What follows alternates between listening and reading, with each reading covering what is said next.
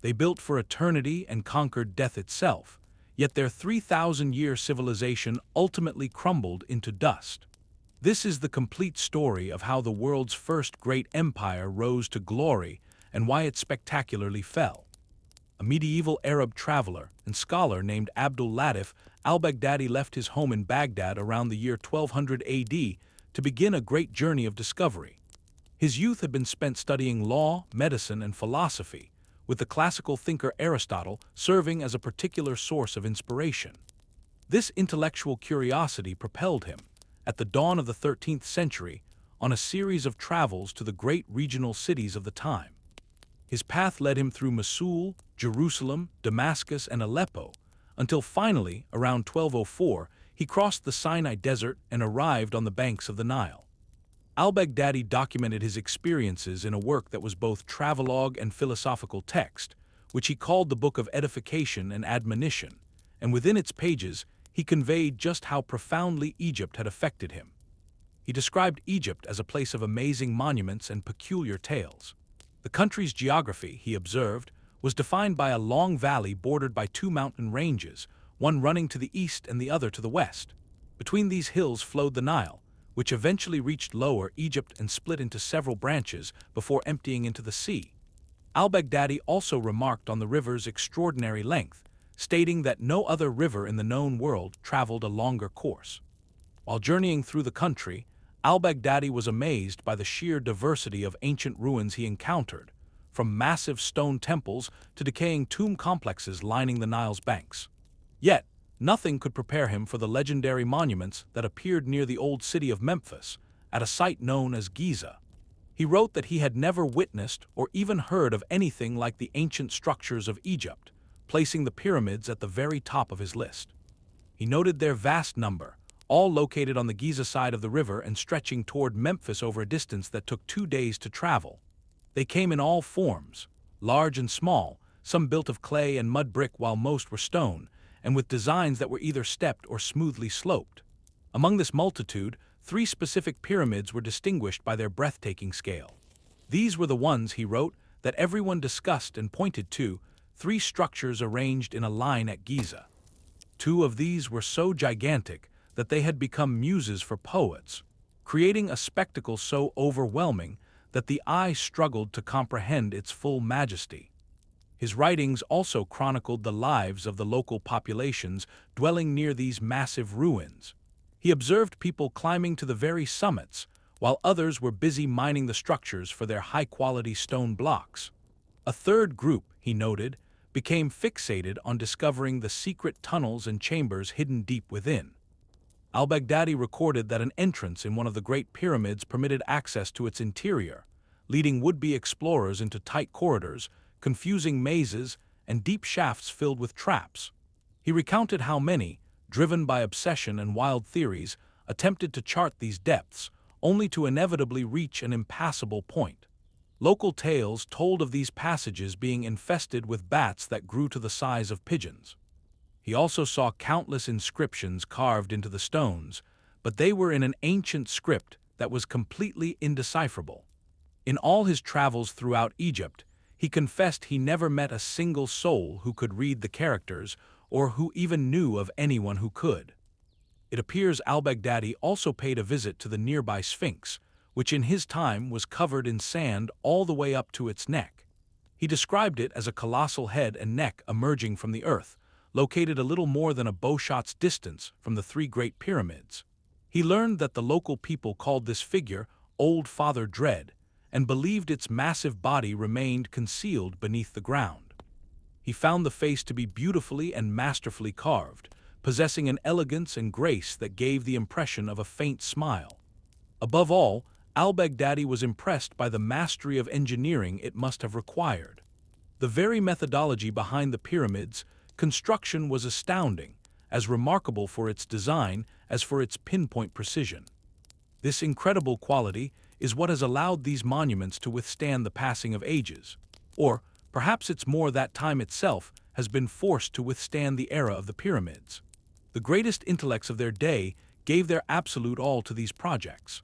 The purest minds exhausted every effort, and the most enlightened souls poured their loftiest talents into the design, aiming to create exemplars that represented the very pinnacle of what was possible. As a result, the pyramids all but speak aloud about their creators. They tell the stories of what sort of people they were, give voice to their intelligence, and share the chronicles of their lives and times. By the time al-Baghdadi visited Giza around the year 1200, the Great Pyramid had already held the title of the world's tallest man-made structure for more than 3,700 years. For that entire duration, it had served as a silent testament to the magnificent civilization that rose along the Nile, a culture that went through countless cycles of flourishing and decay before it finally disappeared beneath the desert sands. Every great civilization of the past prompts the same profound questions. What do they have in common? What causes their downfall? And what must it have felt like for the people who lived to witness the end of their own world? Our story now turns to one of the most iconic cultures ever created by humanity, the civilizations of Egypt's Nile Valley. We will see how this chain of related societies first blossomed in the fertile floodplains of their great river, going on to build some of the planet's most recognizable and enduring structures, chronicling their rise, their persistence, and how they finally faded from history. Indeed, the story that unfolded in Egypt is an epic of staggering length and grandeur. While most empires celebrate a legacy of 31 kings, ancient Egypt's history is measured in 31 dynasties of rulers, a saga that unfolded over more than 3 millennia. Faced with such a vast timeline and a dizzying array of rulers, historians have worked to organize this immense history into more manageable chunks. The conventional approach divides the timeline into 3 major periods of strength, each containing multiple dynasties, the Old, Middle, and New Kingdoms. Punctuating these great eras are several intermediate periods, times when royal authority collapsed and the country fractured into division. The fortunes of the Egyptian empire rose and fell throughout its long history, mirroring the cyclical nature of the very river that sustained it. This life-giving artery was none other than the Nile, the most significant river in all of the Afro-Eurasian supercontinent. The Nile's journey begins in the vast expanse of Lake Victoria, the largest lake on the African continent. To put its scale in perspective, this massive body of water is comparable in size to the U.S. state of Georgia, or almost as large as the entire island of Ireland. From this immense source, the waters of Lake Victoria flow into the channel we call the White Nile, which later merges with its famous counterpart, the Blue Nile, at the Sudanese capital of Khartoum. Beyond Khartoum, the unified river continues its incredible northward trek, carving a path for another 2,000 kilometers through the harsh deserts of Nubia and Egypt. Its journey finally culminates near Cairo, where the river fans out into a sprawling delta before its waters spill into the Mediterranean Sea. In the global rankings, only the Amazon rivals the Nile for the title of the world's longest river. Stretching for an astonishing 6,800 kilometers, a distance equivalent to roughly 1/6 of the Earth's circumference, its vast watershed encompasses a full 10% of Africa's total land area. This river is especially critical because Egypt is an exceptionally dry country, with its interior regions receiving almost no rainfall at all. One can only speculate on the course history might have taken if geological chance had been slightly altered, causing Lake Victoria's waters to flow west instead of north. The absolute dependence on this single water source is staggering. For no less than 5 millennia, the entirety of life in the Nile Valley, from the smallest plant to the most powerful pharaoh, has been utterly reliant on its waters. The region also holds one of the deepest records of human habitation on the planet. Following their emergence in East Africa, our modern human ancestors used this river valley as a primary migration route, a natural corridor that led them out to populate the globe. In this way, the Nile acted as a kind of grand central highway for the earliest chapters of the human story. As a testament to this ancient legacy, Egypt contains human artifacts of incredible age. Archaeologists have unearthed stone tools crafted by our archaic relatives in riverbed deposits that are as much as 600,000 years old. Modern Homo sapiens made their own journey through this area much later, within the last 100,000 years. It's believed that these waves of migration coincided with one of the recurring African humid periods, when the climate was far more favorable. These periods were driven by massive shifts in the planet's climate that brought life-giving rains to the Sahara. What we know today as a vast, arid expanse would transform into a lush, green grassland, becoming a thriving home for both wildlife and people. This paradise was temporary, however. Once the climatic cycle shifted again, the greenery would wither, the animals would migrate, and the relentless sands would reclaim the land. Astonishingly, this incredible cycle of bloom and decay is believed to have repeated over 200 times in the 8 million years since the Sahara first formed. The first humans to call this region home were hunter-fisher societies, leaving behind a legacy of stone tools and vibrant rock art. A major shift occurred around 13,000 BC, during one of the Sahara's most arid phases. It was then that the Sibyllian culture pioneered the gathering of wild wheat and barley, eventually cultivating their own unique domesticated crops. By 9000 BC, as another humid period was dawning, people achieved another innovation: weaving wool into thread. Deep within the desert at a site called Nabta Playa sits a mysterious stone circle, constructed around 7500 BC, when the Sahara was again a sweeping expanse of grassland. It's theorized this ancient monument acted as an astronomical calendar, allowing people to track celestial movements to predict crucial cycles for harvesting and hunting animal migrations. While it's often called Egypt's Stonehenge, that label hardly does it justice, as Nabta Playa predates its famous British counterpart by at least 5,000 years. When the last ice age concluded, the climate shifted for a final time, and the Sahara began its irreversible transformation into the desert we know today. The peoples who had thrived on its grasslands were forced to abandon their ancestral homes, wandering across the newly formed wasteland in search of survival. They eventually found their salvation, a singular, vibrant ribbon of green slicing through the endless sand. This was the Nile River, and on its fertile banks they established a new beginning.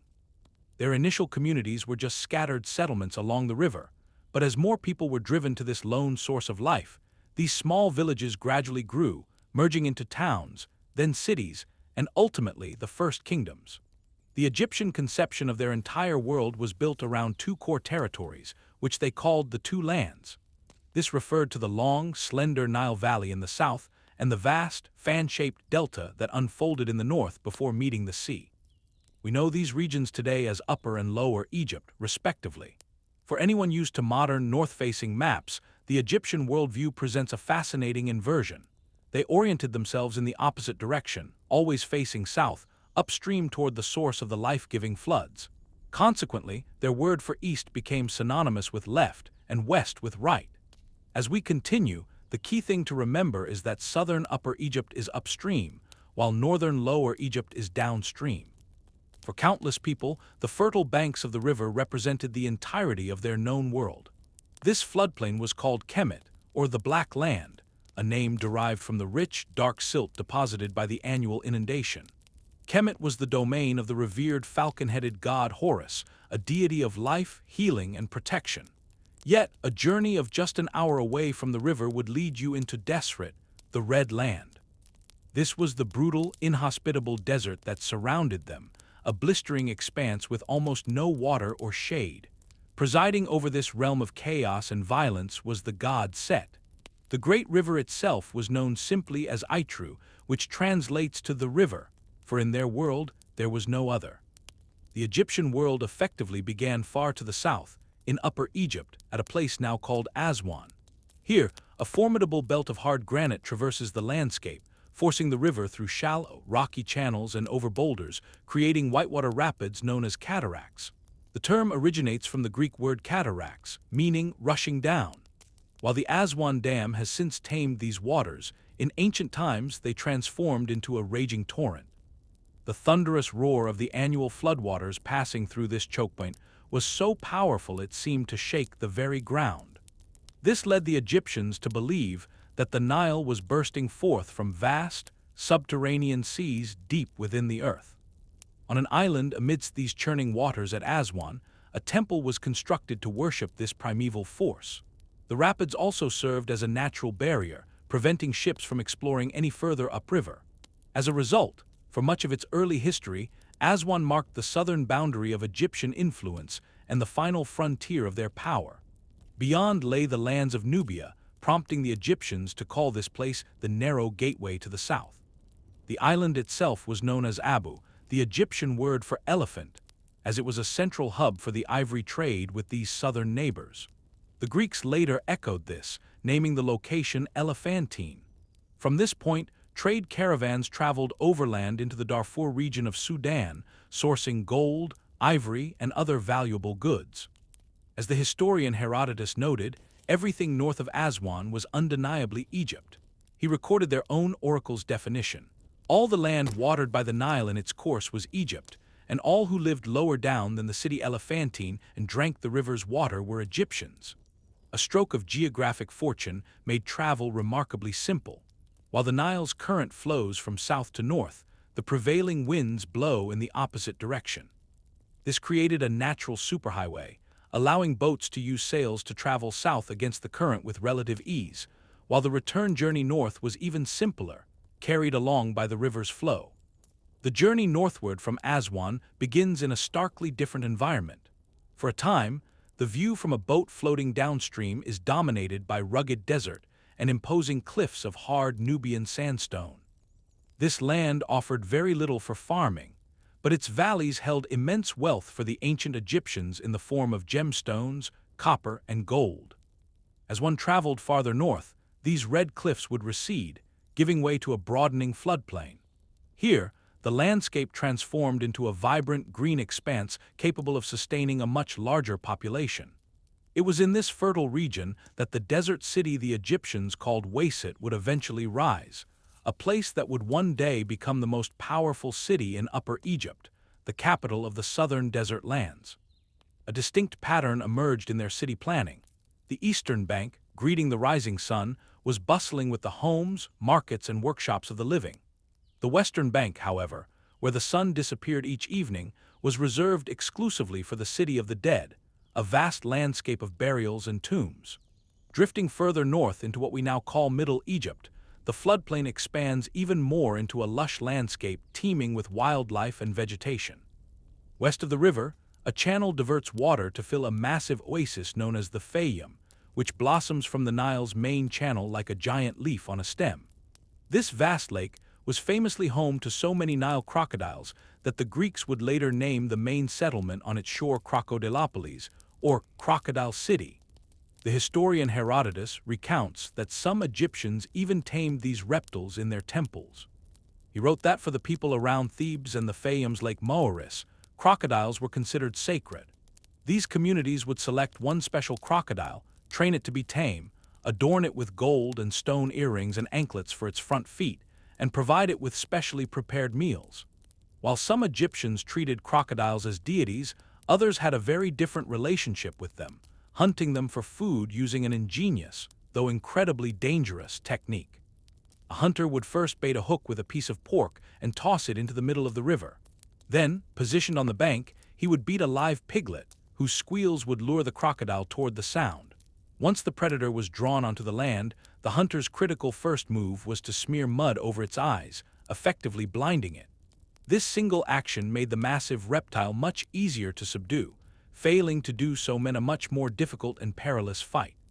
The Nile was also home to the animal the Greeks later named the river horse, which we know as the hippopotamus.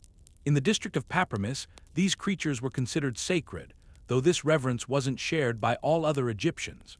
A hippo's appearance was described as being four-footed, with cloven hooves like an ox and a flat nose. It also possessed a horse-like mane, tail, and voice, along with prominent teeth that resembled tusks. Their size rivaled that of the largest oxen, and their hide was so remarkably thick that, once dried, it was used to craft the shafts for javelins. A location of immense strategic value was the point Egyptians called the balance of the two lands. This was precisely where the river frayed into its vast delta. Serving as the natural crossroads between Upper and Lower Egypt, it was the logical choice for the nation's capital whenever the two lands were united. It was in this pivotal area that the great city of Memphis would be founded, and eventually modern Cairo. and where the Egyptians would construct their most enduring and celebrated monuments. The life of this civilization was dictated by the annual swelling of the river, a flood caused by monsoon rains in the highlands of Ethiopia and Central Africa. This inundation arrived with such predictable regularity, usually around the middle of August, that the Egyptians could even time its arrival by observing the rising of the star Sirius. The historian Herodotus, writing in the 5th century BC, described how these floods could overflow the riverbanks for a distance of a 2-day journey. He noted that the Nile's waters would rise for 100 days following the summer solstice. After this period, the river would begin to recede, remaining low throughout the entire winter until the summer solstice returned to start the cycle anew. The Egyptian calendar itself was structured around this rhythm, divided into 3 distinct seasons: Akhet, the season of the flood; Peret, the season of growing; and Shemu, the season of the harvest. As the floodwaters subsided in early autumn, they left behind a fresh layer of rich, fertilized Nile mud. In this dark soil, farmers would plant emmer wheat, barley, beans, and lentils. These would grow through the cooler winter months, and by the time summer arrived, the grain was ready for harvesting. The entirety of Egyptian life was thus held in this delicate balance. The Egyptians' very existence hinged on these floodwaters, and a powerful ancient hymn to the Nile reveals just how precarious this was. The hymn laments that if the river is greedy, everyone from the powerful to the poor will moan in suffering, but when it rises just right, joy fills the land, bellies are full, and laughter rings out. To predict their fate, the Egyptians engineered clever devices at places like the Aswan cataracts, which came to be known as Nilometers. Many of these structures were towers containing deep wells that connected to the river, allowing its waters to enter, with precise measurements in Egyptian cubits carved right into the stone walls. Every season, people would gather with bated breath to read the Nilometer's markings, which would tell them if they were facing a year of abundance, a devastating famine, or a torrent requiring a frantic scramble to erect flood barriers. During the pre-dynastic era, this land was not one nation but 2 distinct halves, separated as much by culture as by politics. In the south, the desert dwellers of Upper Egypt venerated their goddess Nekhebit, often shown as the majestic and powerful griffin vulture. It's believed these southerners were darker-skinned, sharing deep cultural and linguistic roots with Nubia and sub-Saharan Africa, with their royalty even marrying into southern kingdoms. By contrast, the inhabitants of northern Lower Egypt revered the goddess Wajet, typically represented as a cobra, and their ancestry showed greater influence from the Mediterranean and North Africa, likely resulting in somewhat lighter skin tones. Even their kings were distinct. The southern ruler wore a tall, white, bulbous crown, whereas the northern monarch donned a red crown featuring a distinctive spiral that represented a striking cobra. While the specific kingdoms in these 2 regions often shifted and changed, the fundamental geographical and cultural divide between Upper and Lower Egypt remained a constant. However, this long-standing division started to unravel over 5,000 years ago, around 3000 BC, thanks to the ambitions of a ruler from a kingdom named Thinis, a man called Narmer. Narmer himself is an enigmatic figure, and our understanding of him is a mosaic assembled from scattered inscriptions and a handful of crucial surviving artifacts. Though born with the name Menes, he adopted the kingly, Horus name of Narmer upon ascending the throne of Thinis, a choice that offers a compelling clue to his character. The name Narmer translates to something akin to fighting catfish, and the specific Nile catfish he so clearly respected is an extraordinary creature indeed. This was a nocturnal predator that could reach an impressive 1.2 meters in length, roughly the size of a dolphin, and this hunter employed a weaponized form of naturally generated electricity. A specialized organ within its body is capable of producing an electrical discharge reaching 350 volts, which is more than enough to stun its prey. For the very largest of these catfish, that jolt could even incapacitate a full-grown human. It's no surprise the ancient Egyptians found this ability captivating. They memorialized these shocking predators in painted murals and even tried to harness the milder charges of younger fish for treating arthritis. We can only speculate if King Narmer sought to embody the qualities of these ambush predators, perhaps their patience, the ferocity of their surprise attacks, or the sheer shock value of their assault. The truth is, we'll likely never know for certain.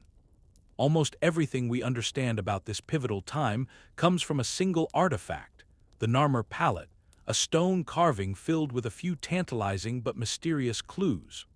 One face of the palette presents an undeniable image of domination. King Narmer is seen looming over a vanquished foe, grabbing him by the hair while raising a mace to strike. In this scene, Narmer wears the distinctive white, bulbous crown of his homeland, Upper Egypt, which strongly implies he first battered his southern rivals into submission. Flipping the palette over reveals the king at the head of a military procession, with rows of his defeated enemies laid out before him. Further down, a powerful bull uses its horns to demolish the walls of a fortress. Significantly, Narmer is now depicted wearing the red crown of Lower Egypt. The story these images suggest is a campaign of conquest that successfully united the two lands. Reinforcing this idea, two mythical creatures with long, intertwined necks are carved on the palette, a beautiful symbol for the two regions of Egypt coming together, their destinies now forever linked. This unification set the stage for the newly formed Egyptian state to evolve into one of ancient history's most significant civilizations. In its earliest days, Egyptian culture borrowed heavily from the slightly older societies in Mesopotamia, like the Sumerians. For instance, Egyptian palaces often mirrored Sumerian architectural designs, and their art frequently featured Sumerian motifs. However, by about 3000 BC, Egypt had cultivated its own unique indigenous culture, complete with its own sophisticated system of writing. Centuries later, the Greeks would give these symbols a name that meant sacred carving, hieroglyphs. Egyptian hieroglyphs weren't a simple alphabet, they were a complex mixed system. This script combined an array of phonetic symbols with a large collection of signs that stood for entire words.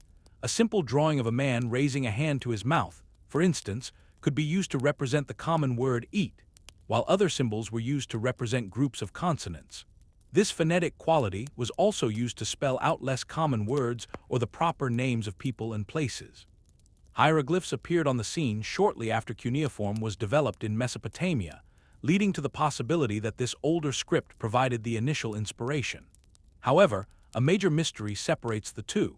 While we can trace the gradual evolution of cuneiform from its simple symbolic origins, the earliest known hieroglyphs in Egypt burst forth as a fully formed, complex system. This suggests they might have been a deliberate invention, perhaps even designed by a single genius. A fantastic example of their symbolic power is the hieroglyph for ruler, the shepherd's crook, reflecting the king's role as a guardian for his people. Egyptian kings even carried a real gilded crook to represent their royalty. These rulers are now famously known as pharaohs. The name pharaoh itself originates from the Egyptian words per-ah, meaning great house, and its lasting popularity as a catch-all term for any Egyptian ruler owes a lot to its use in the Bible. In reality, there's no proof this title was used for rulers until nearly 2,000 years after Narmer lived. Throughout the first 18 dynasties, they were simply called kings, or Neswit, and addressed with titles like His Majesty. Still, the word pharaoh is so common today that it's applied to all of Egypt's rulers across history. In ancient Egypt, the pharaoh was regarded as the living manifestation of the falcon god Horus and the child of the sun god Ra. Perhaps most famously, Egyptian religious beliefs compelled them to mummify their dead, a ritual cleansing that prepared the body for the afterlife. Much of what we know about this practice comes from the Greek traveler Herodotus, who described specialist embalmers performing this service for a fee. He wrote that when a body arrived, grieving families were shown painted wooden models displaying 3 tiers of service. They could choose from a premium method, a cheaper and less thorough option, or a third, most basic procedure. Once the family chose and a price was set, the grim work began. Herodotus detailed the process, starting with the removal of the brain through the nostrils using a hooked iron tool and infused drugs. A sharp Ethiopian stone was then used to make an incision in the flank to remove all the abdominal organs. The empty cavity would be cleansed with palm wine and pounded spices, then filled with pure myrrh and cassia before being stitched closed. For the next 70 days, the body was covered in natron salt to completely dehydrate it. Afterwards, the corpse was washed and meticulously wrapped in fine linen strips, secured with a gum that served as an adhesive. This complex preservation was costly, a luxury only the affluent could afford, like rich merchants, royal officials, and of course, the pharaoh. An inscription inside the tomb of Pharaoh Djoser provides a window into the prayers spoken during these rituals. One passage asks the sun god Amun-Ra and moon god Thoth to take Djoser with them, so he can share their food, drink, and travels. The prayer concludes by picturing his afterlife, with a shelter of reeds and a permanent feast among the gods. With the pharaoh's journey to the afterlife secured, the foundations for this new era were laid on solid ground. A brand new capital city was established by King Narmer, the unifier of Egypt, in a masterstroke of political geography. He situated it perfectly at the meeting point of the river and the delta, the very balance point of the two lands. Initially called Inebuhej, or the City of White Walls, this place is known to us today as Memphis. While Narmer's successors governed from this new hub, they maintained a deep connection to their origins. For generations, they would rule from Memphis, but upon their deaths, their bodies were transported back to Narmer's home region of Thinis in Upper Egypt. There they were mummified and interred in the ancestral burial ground of Abydos. This tradition, however, was broken around 2900 BC by a king named Hatshepsut, the founder of Egypt's second dynasty. He made the pivotal decision to create a new burial ground much closer to Memphis, allowing the pharaohs to be laid to rest near their seat of power. The chosen location was Saqqara, a vast plateau on the Nile's western bank, symbolically aligned with the setting sun. It was a striking landscape, elevated safely above the Nile's floodwaters, a place where the vibrant green of the river valley abruptly gave way to the lifeless desert sands. To the ancient Egyptians, this stark divide likely made it seem like a natural gateway between the realms of the living and the dead, the perfect spot for a necropolis, a city for the dead. For kings concerned with their legacy, it also had the practical advantage of being clearly visible from the capital city of Memphis. Over the following centuries, Saqqara became a sprawling complex of tombs for kings, queens, and the countless nobles and royal attendants who hoped to follow them into the afterlife. At first, the tombs constructed here took the form of mastabas. These were substantial, rectangular structures made from mud brick, designed to ensure the deceased's rebirth. While they could be quite large, they were still relatively unassuming. But this modest style wouldn't satisfy the growing ambitions of the pharaohs for long, and one ruler in particular was about to change everything: Mentuhotep Djoser. Djoser's ascension to the throne ushered in the period we now call the Old Kingdom, an era of unprecedented stability and power that would last for 5 centuries. As the son of King Khufu, who had recently suppressed a rebellion in the north to reunify Egypt, Djoser was determined to maintain that hard-won peace. He broke with the tradition of a traveling court, establishing his permanent government in Memphis, a strategic move that allowed him to keep a close watch on the historically restless northern riverlands. His reign, lasting nearly 3 decades, was marked by a massive construction campaign of new temples and fortresses up and down the Nile, yet his most enduring legacy would be his own tomb. When construction began on Djoser's final resting place, the initial design was a familiar mastaba, just like those of his predecessors. However, the king's royal architect, a visionary thinker, started to envision something far grander.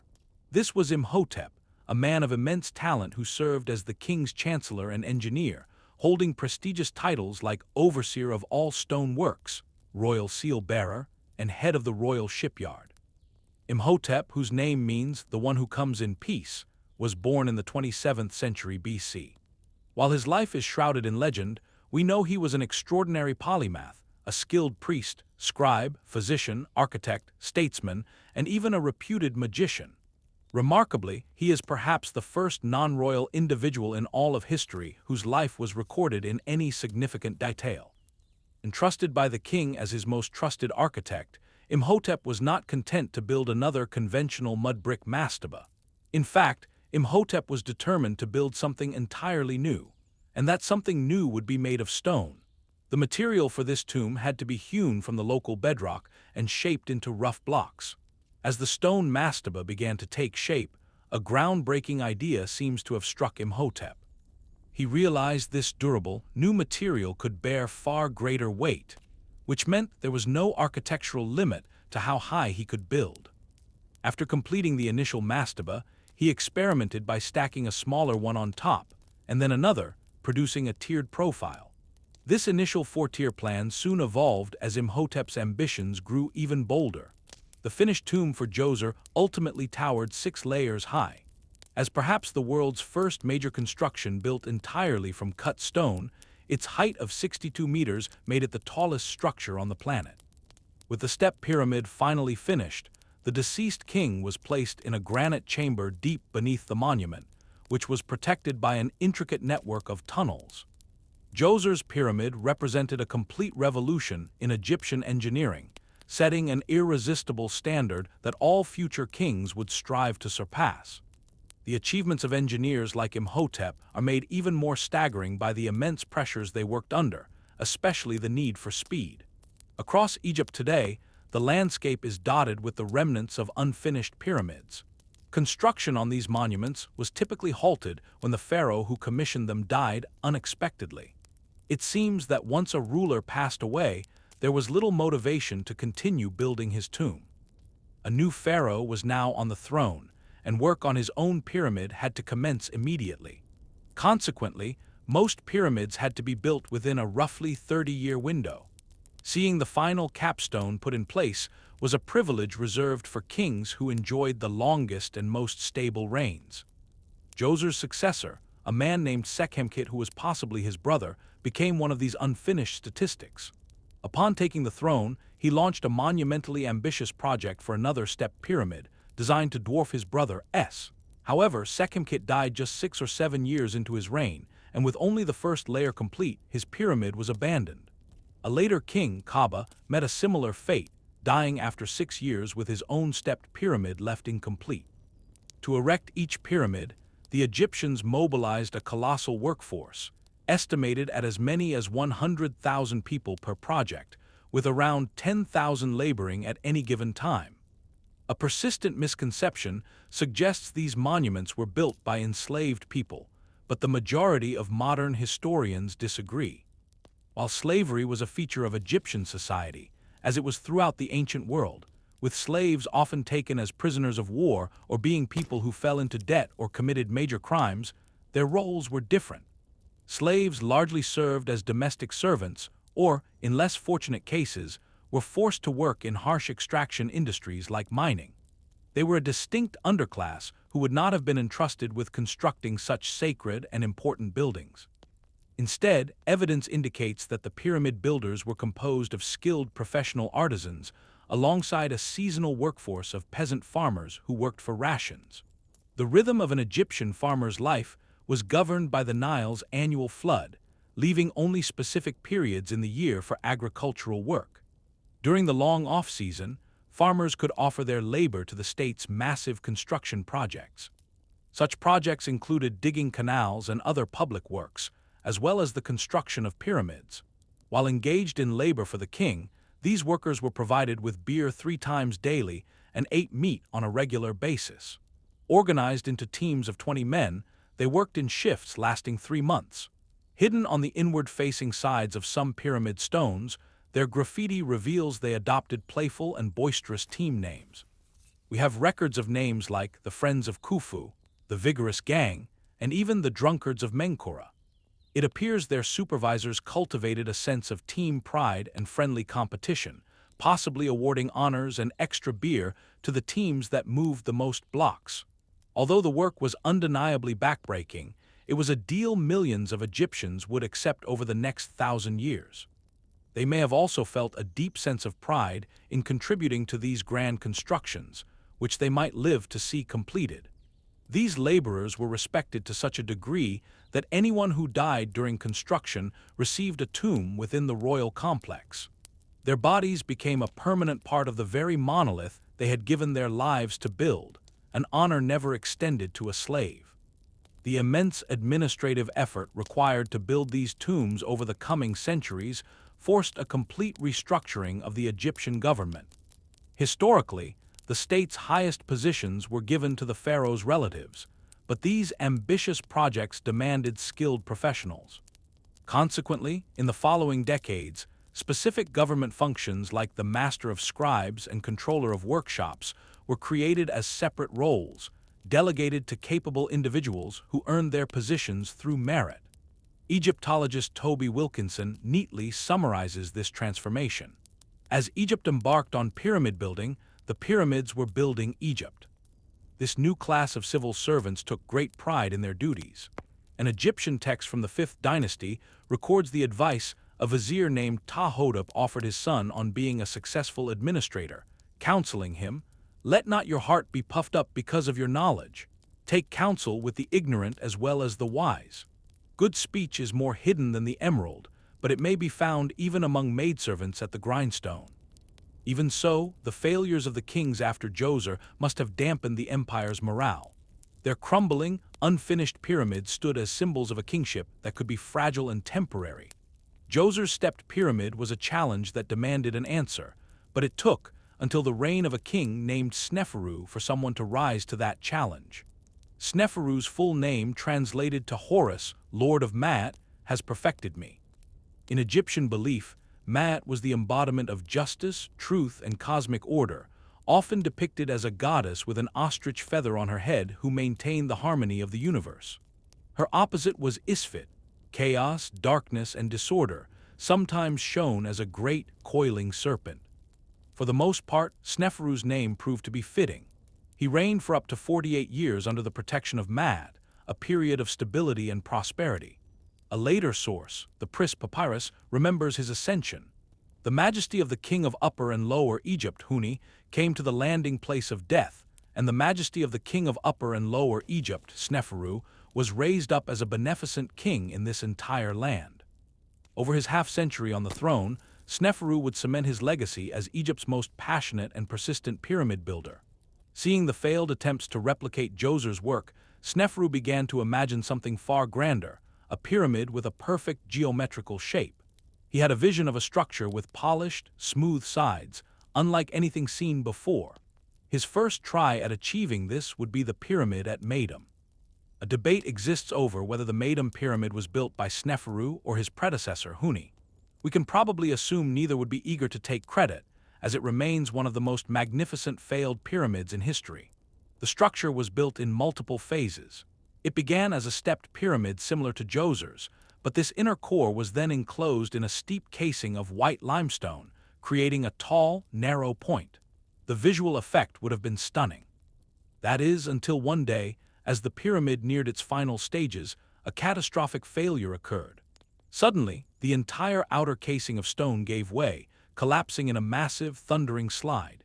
It's easy to picture the ensuing chaos, the terrifying noise, the workers scrambling for their lives, and the horrified overseers watching years of effort crumble into an avalanche of rubble.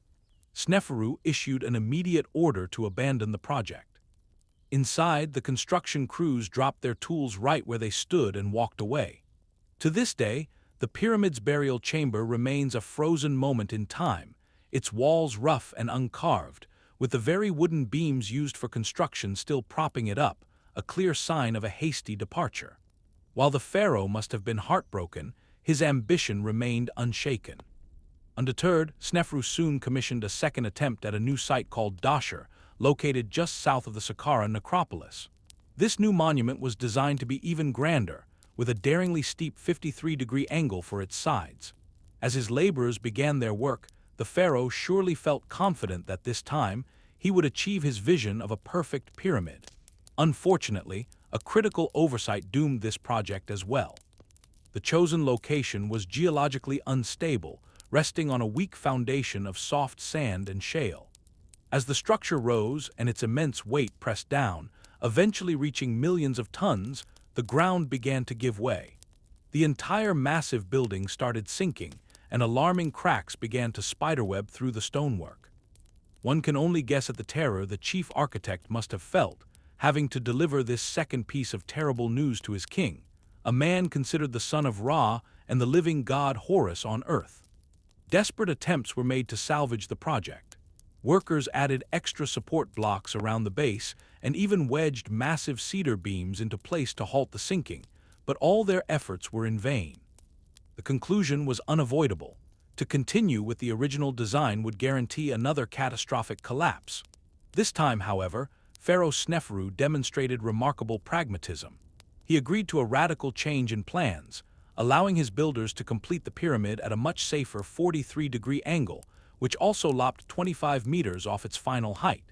The result is the unique and famously misshapen structure we know today as the bent pyramid. But it's obvious a bent, compromised pyramid wasn't enough for Sneferu. Still unsatisfied, he commanded the construction of a third and final monument just a kilometer to the north.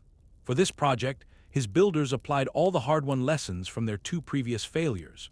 Built from the ground up with the stable 43-degree slope, its weight was distributed perfectly across a solid foundation.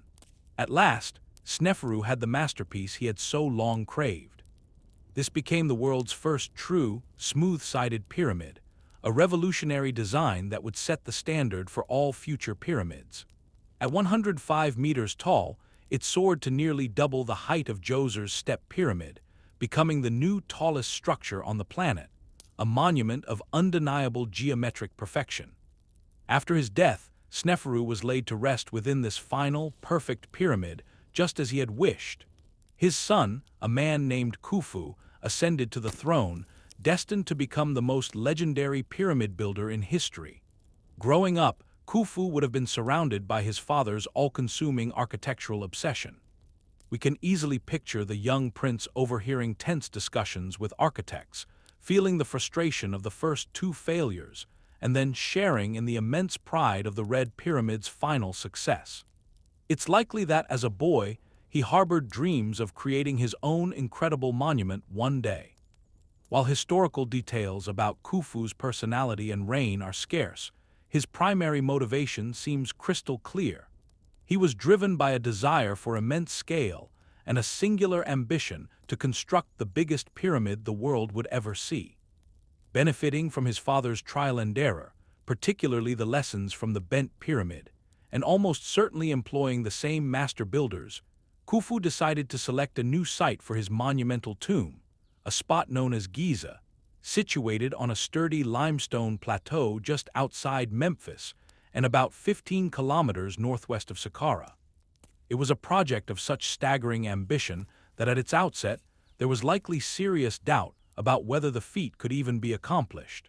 The plan called for an estimated 2.3 million massive stone blocks, collectively tipping the scales at 6 million tons. Just laying the foundation created a footprint larger than 10 football fields.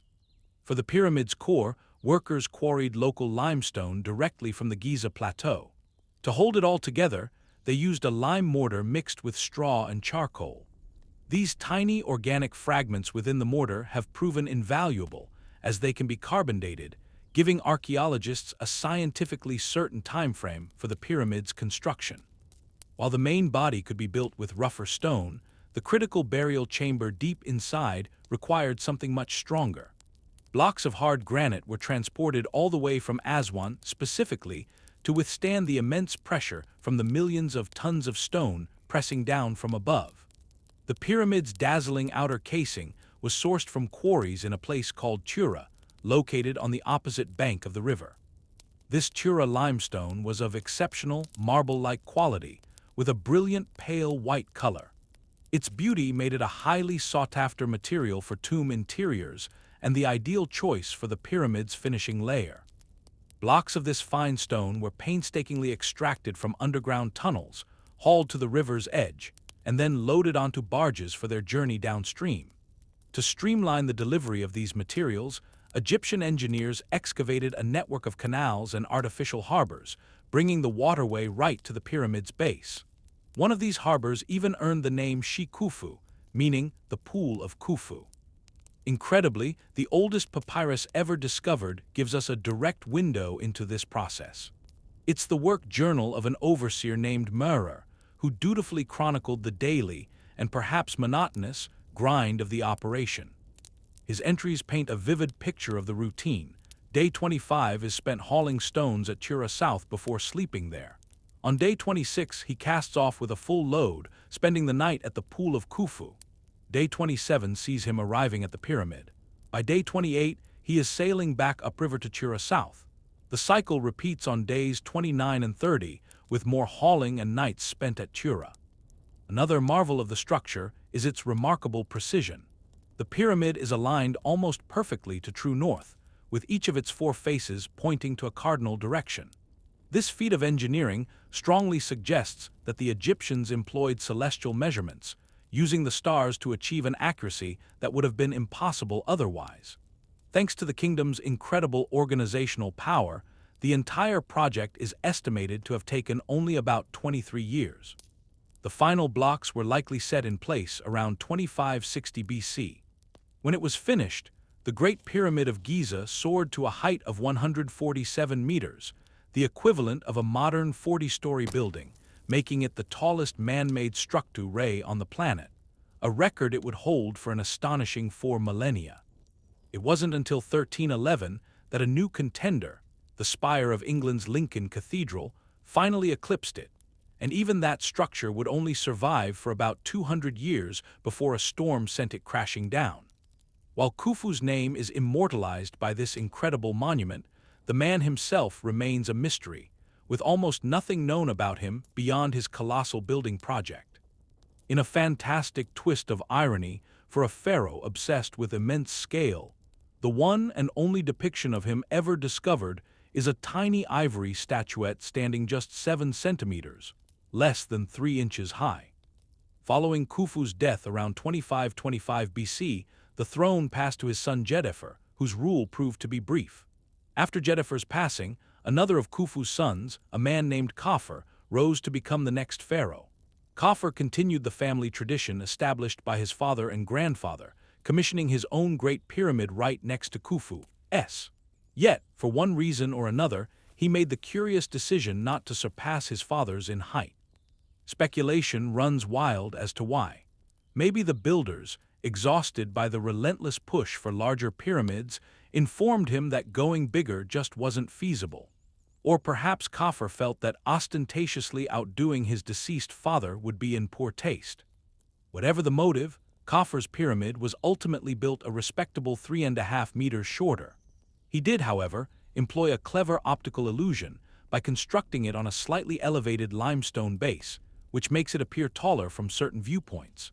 This design also incorporated steeper sides, which had the added benefit of requiring around 350,000 fewer stone blocks, a massive saving of labor that his construction crews surely celebrated. If you visit Giza today, you'll notice that Khafre's pyramid is the only one that still has some of its original, smooth white casing stones made from Chura limestone. These remaining stones are clustered near the very peak, covering the top third of the structure. It's thought they've survived because the pyramid's steeper incline made it too challenging for ancient stone robbers to pry them loose. This small remnant gives us a breathtaking glimpse into the past, helping us imagine how the pyramids once looked with their brilliant white surfaces, shining blindingly under the desert sun and glowing softly in the moonlight. It's also believed that the very top of each pyramid was crowned with a special capstone called a pyramidion. These were typically fashioned from granite or diorite and were intricately inscribed with hieroglyphs. Archaeologists have found other pyramidions with unique grooves, hinting that they were once sheathed in a dazzling metal like copper or the lustrous gold and silver alloy known as electrum. But because the capstones for the Great Giza pyramids have vanished, we're left to wonder if their peaks were once encased in gleaming metal, a truly spectacular sight to imagine. Yet, almost as soon as the last of these great pyramids was completed, the age of building on such a massive scale came to an abrupt end. For the next 1,000 years, pharaohs would still be laid to rest in pyramid tombs, but the spell of one-upmanship was definitively broken. These later structures were built on a vastly reduced scale and often with far less care. Rather than being solid limestone marvels, they were frequently just a stone shell filled with a core of mud brick, or even just sand and earth. It's no surprise that today, many of these later pyramids have crumbled into little more than sorrowful mounds in the vastness of the desert. So what caused this dramatic shift? The practice of pyramid building eventually faded for several reasons, including evolving religious views on the afterlife. A more immediate problem, however, was the constant threat of tomb raiders. A pyramid, after all, served as a gigantic, glittering billboard, loudly proclaiming that the wealthiest person in the entire kingdom was interred inside with all their riches. The turning point seems to have been the reign of Menkaure, Khafre's son and Khufu's grandson. Around 2510 BC, he constructed his own pyramid at Giza, but it was a radical departure in size. It measures less than a tenth of the Great Pyramid's volume and is even smaller than Djoser's original step pyramid, at only two-thirds its size. One possible reason is that Menkaure simply didn't believe he had enough time for a project on the scale of his forefathers. The Greek historian Herodotus tells a fascinating story that an oracle foretold a short reign for the pharaoh. Believing this destiny was unjust, Menkaure reportedly sent a message back, questioning why he was fated to die so soon while his father and uncle had enjoyed long lives. Rather than spend his remaining years on a massive tomb, he decided to party. He had countless lamps crafted, lighting them every evening to turn night into day as he drank, feasted, and reveled, wandering through groves and marshes in a ceaseless search for pleasure. Whether this tale is true or not, Menkaure's priorities were clearly different, and with his smaller pyramid, the age of giants was over. It's incredible to think that from Djoser's first step pyramid to the last of the Giza behemoths, the entire window for building Egypt's largest pyramids lasted only about a century, all accomplished by 3 generations of a single royal family. As thievery became a more pressing concern, the strategy for royal burials shifted from grand display to absolute secrecy. We get a glimpse into this new mindset from an inscription by a royal architect named Ineni. Describing the tomb he built for his pharaoh, he stressed that it was a clandestine operation, boasting, "I supervised the excavation of the cliff tomb of His Majesty alone, no one seeing, no one hearing." But even these hidden tombs were not safe. An inspection report ordered by a New Kingdom pharaoh reveals the grim reality his officials discovered. They found that one king's tomb had been violently breached by criminals who had burrowed through the wall of a neighboring sanctuary belonging to a grain superintendent named Nebemen. Inside, the king's body was gone, and the tomb of his wife, the royal Lady Nuptias, had been completely emptied. The report stated bluntly that the robbers had laid violent hands on them. And the thieves weren't just after the priceless artifacts buried with the dead. As the overseer Murr's records showed, the very limestone blocks from Tura were immensely valuable and took incredible effort to quarry. That immense value of quarried stone led to a rather understandable temptation. Pharaohs working against the clock would sometimes resort to stripping the finished stones from older pyramids to accelerate the construction of their own monuments. This shortcut, however, was seen as a deeply shameful act. An ancient text from the Middle Kingdom, known as the Instruction of Merikare, explicitly warns future kings against such behavior, advising, "Do not despoil the monument of another, but quarry stone in Tura. Do not build your tomb out of ruins, using what has been made for what is to be made." Instead of continuing to build pyramids at Giza or Saqqara, later pharaohs chose an entirely new burial site near Thebes. The Egyptians had a few grand names for it, like the Great and Majestic Necropolis of the Millions of Years of the Pharaoh, or more simply, the Great Field. We know it today as the Valley of the Kings. Looming over this valley of dramatic red cliffs is a striking natural rock formation called Elquen, which translates to the horn. From the entrance of the tombs below, this sharp peak bears an uncanny resemblance to a pyramid. It's entirely possible that this convenient, pyramid-shaped mountain relieved future kings of the immense pressure to build their own, allowing for an equally prestigious burial while liberating an incredible amount of the kingdom's energy and manpower. For Egypt's laborers, it must have been a welcome change, as the great age of pyramid building slowly drew to a close. Of course, this shift was still far off in the future. Throughout Egypt's 4th and 5th dynasties, the construction of royal monuments forged ahead with confidence. The decline didn't truly begin until the 6th dynasty, around the 23rd century BC. This downturn was fueled by a growing decentralization of the empire, which went hand in hand with a gradual erosion of the pharaoh's absolute power. The very last pharaoh of the Old Kingdom was was a man named Pepi II. He ascended to the throne as a boy of just 6 years old and would go on to rule for more than 6 decades. We have a wonderful glimpse into his childhood personality, revealing an excitable and enthusiastic young king, thanks to an inscription in the tomb of an official named Harkuf. Harkuf was a man of high standing, serving as the mayor of a southern province near the Nile's cataract at Aswan, a region that functioned as the narrow gateway to the south. The crowning achievement of his distinguished career was a series of 4 exploratory journeys he commanded on his pharaoh's behalf, venturing deep down the Nile into Central Africa, into lands the Egyptians called the Horizon Lands. On the walls of his tomb, he left a detailed account of one such expedition. "I accomplished it in 7 months," he wrote. "I brought back from there all sorts of beautiful, exotic produce and was praised for it very greatly. I came back with 300 donkeys laden with incense, ebony, precious oil, grain, leopard skins, and elephant tusks." The young pharaoh Pepi was absolutely thrilled by Harkuf's success and wrote a letter directly to his trusted official. That original papyrus letter has long since turned to dust, but Harkuf was so immensely proud of this mark of royal favor that he had it copied, word for word, onto the wall of his tomb, immortalizing his proudest moment in stone. The letter gives us a sense of the young king's eager voice. "You know how to do what your lord loves and favors. You wake and you sleep planning to do what your lord loves, favors, and commands. Unique friend Harkuf." Pepi was particularly captivated by one unique individual Harkuf had encountered in East Africa, a man described as a dwarf of the gods' dances, who may have been a person with dwarfism or a member of the pygmy peoples of Central Africa. Pepi's letter urged his official to return with all haste. "You have further said in this message that you have brought a dwarf from the land of the horizon dwellers. Come downstream to the residence at once. Hurry and bring with you this dwarf that you have brought alive, prosperous, and healthy for the king." He even gave specific instructions for the man's safety. "When he goes down with you into the boat, have excellent people around him on deck lest he fall in the water." Pepi's priorities were crystal clear. "My Majesty wishes to see this particular dwarf more than the produce of the lands." Yet the excitable boy did not grow into a particularly effective pharaoh.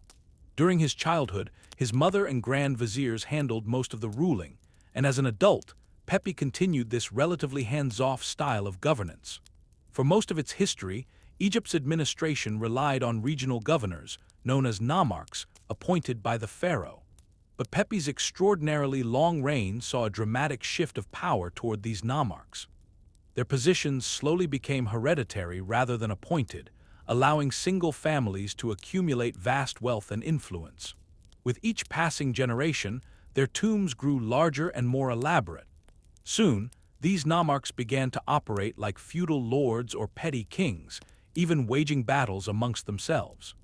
All the while, the once-boy King Pepi entered his 70s, becoming frail and increasingly disconnected from the daily business of his fracturing kingdom. This internal weakness alone might not have been a death blow, but it coincided with a devastating external shock. Around the year 2200 BC, a catastrophic drought fell across Egypt and the entire eastern Mediterranean. This is the same climate shift we've seen before, a phenomenon known as the 4.2 kiloyear event, which has been linked to the collapse of Mesopotamia's Akkadian Empire and possibly even the Indus Valley civilization. For Egypt, the consequence was immediate and dire, a series of years in which the life-giving floods of the Nile failed to arrive. With the Nile floods drastically reduced, agriculture was placed under immense pressure. This drought was so prolonged and severe that the once verdant lake at Fayum, which had stood 65 meters deep, completely evaporated over the following 50 years, causing crop yields to collapse. Under normal circumstances, a pharaoh's long rule was a sign of good fortune, often ushering in an era of stability and wealth. But when a king reigned for too long, it often led to what could be called the old king problem. The extended reign of Pharaoh Pepi, combined with his numerous wives, resulted in a staggering number of children. By the end of his rule, many of these heirs were old men themselves, with their own children and grandchildren, all growing desperately impatient for their chance at the throne. When Pepi finally passed away around 2175 BC, His death triggered a succession crisis of monumental proportions. The mythical chaos serpent, Isfit, began to coil its way around all the lands of Egypt. In the 2 decades that followed, a dizzying 17 different pharaohs would rise and fall. While some may have died of old age, there is little doubt that others were killed by their ambitious rivals. The only ruler to last more than a year on the throne was a man named Ibai, who, with a touch of optimism, even attempted to build a pyramid for himself at the royal necropolis of Saqqara. This monument, however, served only as a sad testament to the kingdom's dramatically diminished state. Standing at a mere 30 meters high, it was smaller than the pyramids built for some earlier queens. On top of that, it was shoddily constructed around a core of mud and limestone chips. King Ibai, the man destined for this pathetic tomb, ruled for just 2 years, 1 month and a day, and it's highly unlikely he ever controlled the entirety of Egypt. As central authority dissolved, local governors or nomarchs declared their independence and began ruling their provinces as personal fiefdoms. Tomb inscriptions from this time stop mentioning the reign of a pharaoh and are instead filled with elaborate, self-invented titles and grandiose boasts. One powerful nomarch named Enkhetifi left an inscription that perfectly illustrates the collapse of the king's power. "I am the vanguard of the men, the rear guard of the men," he proclaimed, who spoke out when people were silent on the day of fear, when Upper Egypt was silent. Enkhtifi recalled the horrific famine that swept the land as one crisis after another rocked the struggling Old Kingdom. All of Upper Egypt was dying of hunger to such a degree that everyone had come to eating his children, he wrote, but I managed that no one died of hunger in this province. He described the whole country as becoming like a starved grasshopper, with people desperately migrating north and south in search of grain. Egypt was fracturing, reverting to a fragmented state much like it had been nearly 800 years earlier, before King Narmer first forged it into a unified nation. The roads were swamped with refugees. A later Egyptian writer named Ipuwer, reflecting on this chaotic period, described a total breakdown of society, where people resorted to theft to survive and violence spread everywhere. "The guardians of the house say, 'Let us go and steal,'" he lamented. "Snarers of birds have formed themselves into armed bands. A man regards his son as his enemy. The wrongdoer is in every place. Even the fundamental rhythm of life was broken. The inundation of the Nile comes, yet no one goes out to plow." An ancient text paints a grim picture of this economic collapse, a time when foreign trade simply ceased. Skilled pyramid masons were forced to labor on farms, while those who once tended the sacred boats of the gods found themselves yoked to plows. "Men do not go on voyages today," the scribe laments. "What shall we do for cedar wood for our mummies? They are no longer available. Everything is in ruins. Laughter is dead. If I only knew where God was, I would make offerings to him." For about 200 years, many must have clung to the hope of a better future. Another text from a later period, the prophecy of Nefertiti, seemed to give voice to this longing, predicting a great ruler who would end the suffering. "A king will come," it reads. "He will take the white crown, he will wear the red crown. He will unite the two mighty lands. The Asiatics will fall to his sword, and the Libyans will fall to his flame." It was a powerful vision of reunification and retribution. This prophecy was most likely written during the reign of the very man it describes, a king who would reunite Egypt and launch a new era of stability. Nebhipeter Mentuhotep II. Mentuhotep's power base was the city of Thebes in Upper Egypt, located on the Nile's eastern bank some 800 kilometers south of the Mediterranean. As one of the sunniest and driest cities on earth, Thebes had long been a provincial capital, but was always seen as a bit of a backwater, absorbing some cultural influence from Nubia to the south. During the century of chaos following the Old Kingdom's fall, however, Thebes steadily grew into the capital of the south, its rulers styling themselves the great overlord of Upper Egypt. Its people, living in tightly packed homes and workshops clustered around the central temple of the god Amun, longed to escape the shadow of the old kings in Memphis. But a ruthless rival was consolidating its own power in the north, near Egypt's traditional heartland. This northern kingdom was centered on the city of Hennesut, which the Greeks would later call Heracleopolis. It sat in a lush region between the Nile and the Fayum Lake, an area the desert-dwelling Thebans contemptuously referred to as the marshlands. For nearly a century, Thebes and Hennesut had been locked in a bitter stalemate, fighting over forts, roads, and border territories without either side gaining a clear advantage. That all changed with the rise of the Theban king Mentuhotep. Named for the Theban god of war and descending from a line of aggressive kings, he was determined to end the generations of conflict and restore the fractured kingdom of old. The catalyst for the final, decisive war came from an unexpected place. A rebellion erupted in the city of Thinis, the ancient home of King Narmer, which was then a vassal of Thebes. Seizing this golden opportunity, the northern kingdom of Hennesut marched its army south into the desert to capture the rebellious town. Soon, war raged across the entire length of Egypt. At one point, the northern forces pushed deep into the south, capturing the sacred and ancient city of Abydos. There, they unleashed a furious wave of destruction upon its revered temples and palaces. A text known as the Instruction to Merakare, supposedly written by a northern king, reveals a man tormented by guilt over this very act of desecration. The northern king's confession continued, admitting to a shameful deed that ravaged the sacred province of Thebes. He acknowledged that retribution was inescapable, for a blow is repaid by its like, and every action prompts a response. That very response came in the form of a thunderous reprisal delivered by the Theban king, Mentuhotep. Leading his armies north, Mentuhotep crushed the forces of Hennesut before turning his full fury upon their capital city. Upon its capture, he enacted a brutal and symbolic revenge. The royal funerary monuments of the northern kings were systematically destroyed and defaced, a clear message that the desecration of Abydos would be answered tenfold. As Mentuhotep's campaigns swept across the rest of northern Egypt, the remaining provincial governors quickly understood the new reality and pledged their loyalty. And just like that, after almost 2 centuries of fragmentation, the two lands of Egypt were forged back into one.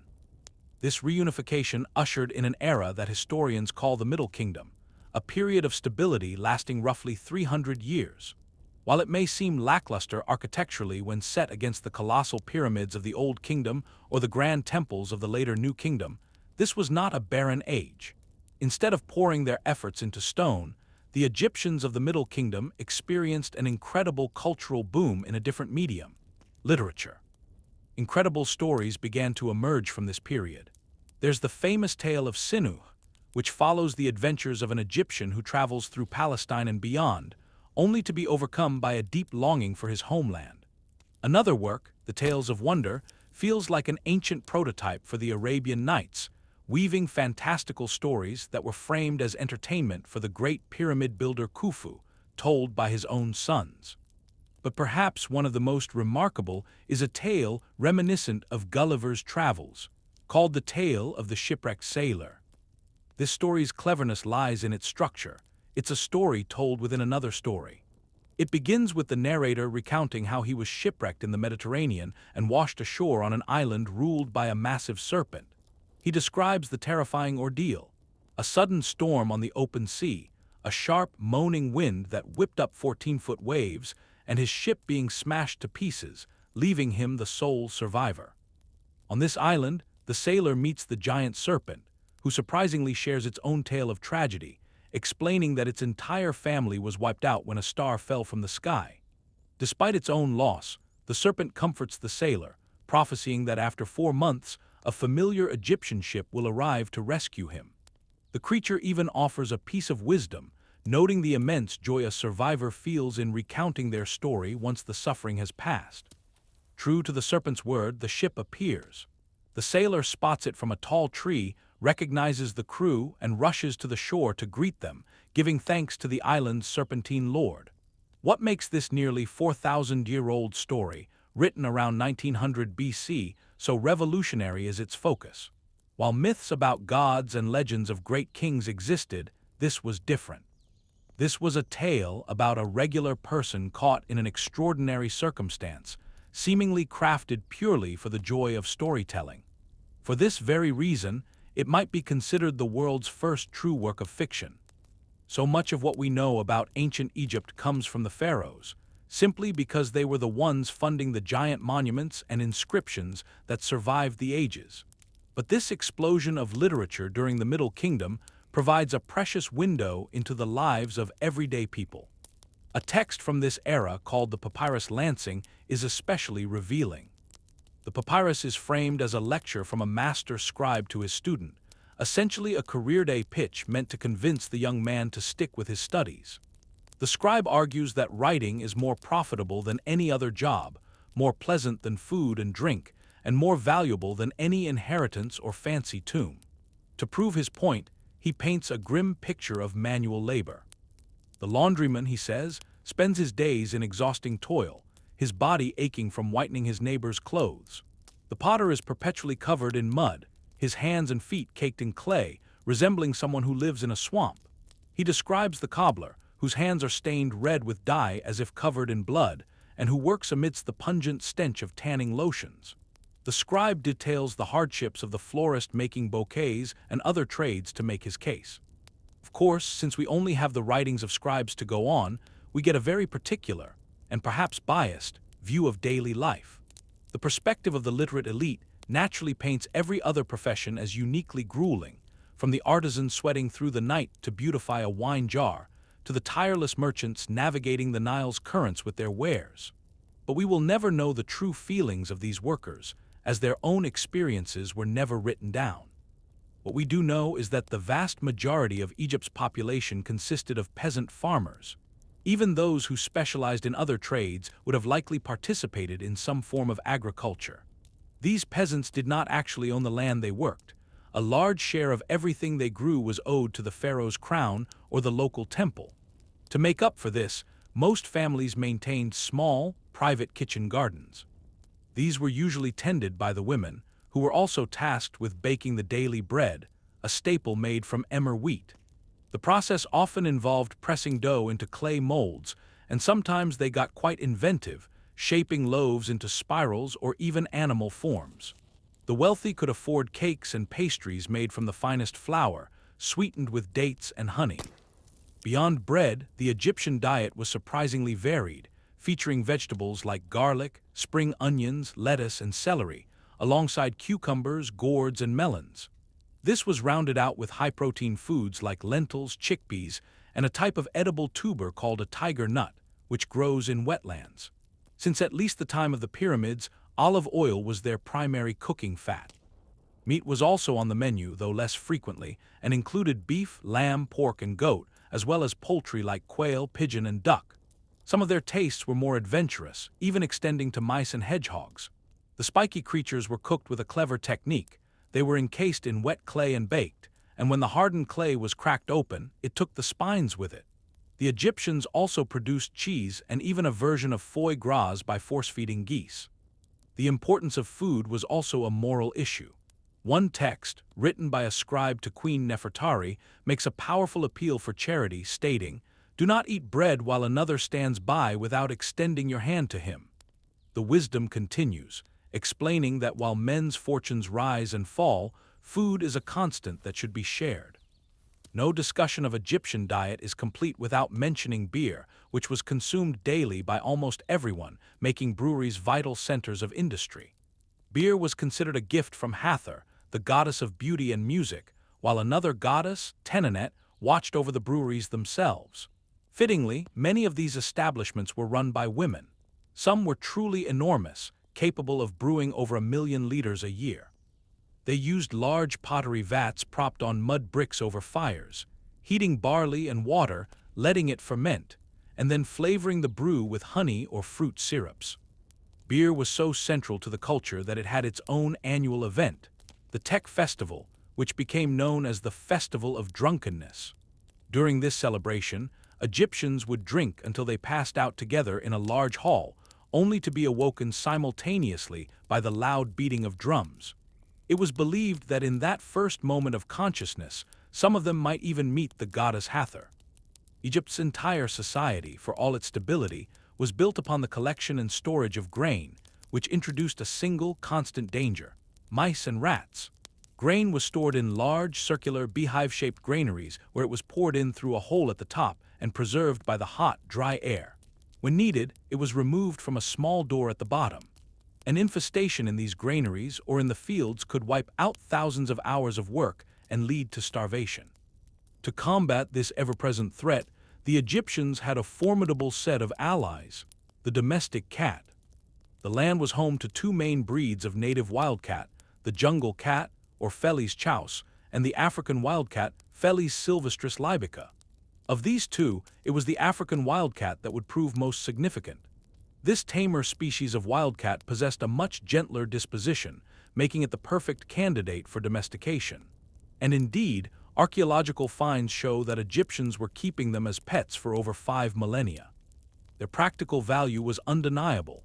They were masters at managing mouse populations and possessed lightning-fast reflexes ideal for dispatching deadly snakes.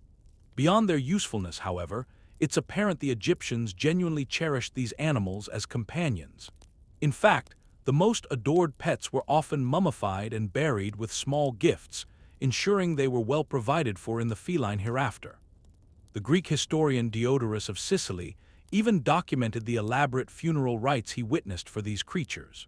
He described how, upon a cat's death, the family would swaddle it in fine fabrics, mourn openly with cries and gestures of grief, and then take the body to be embalmed with fragrant cedar oil and preserving spices before its final placement in a sacred tomb.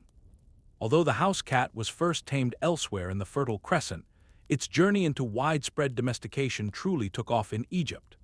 As these felines settled into this new way of life alongside humans, they began to change.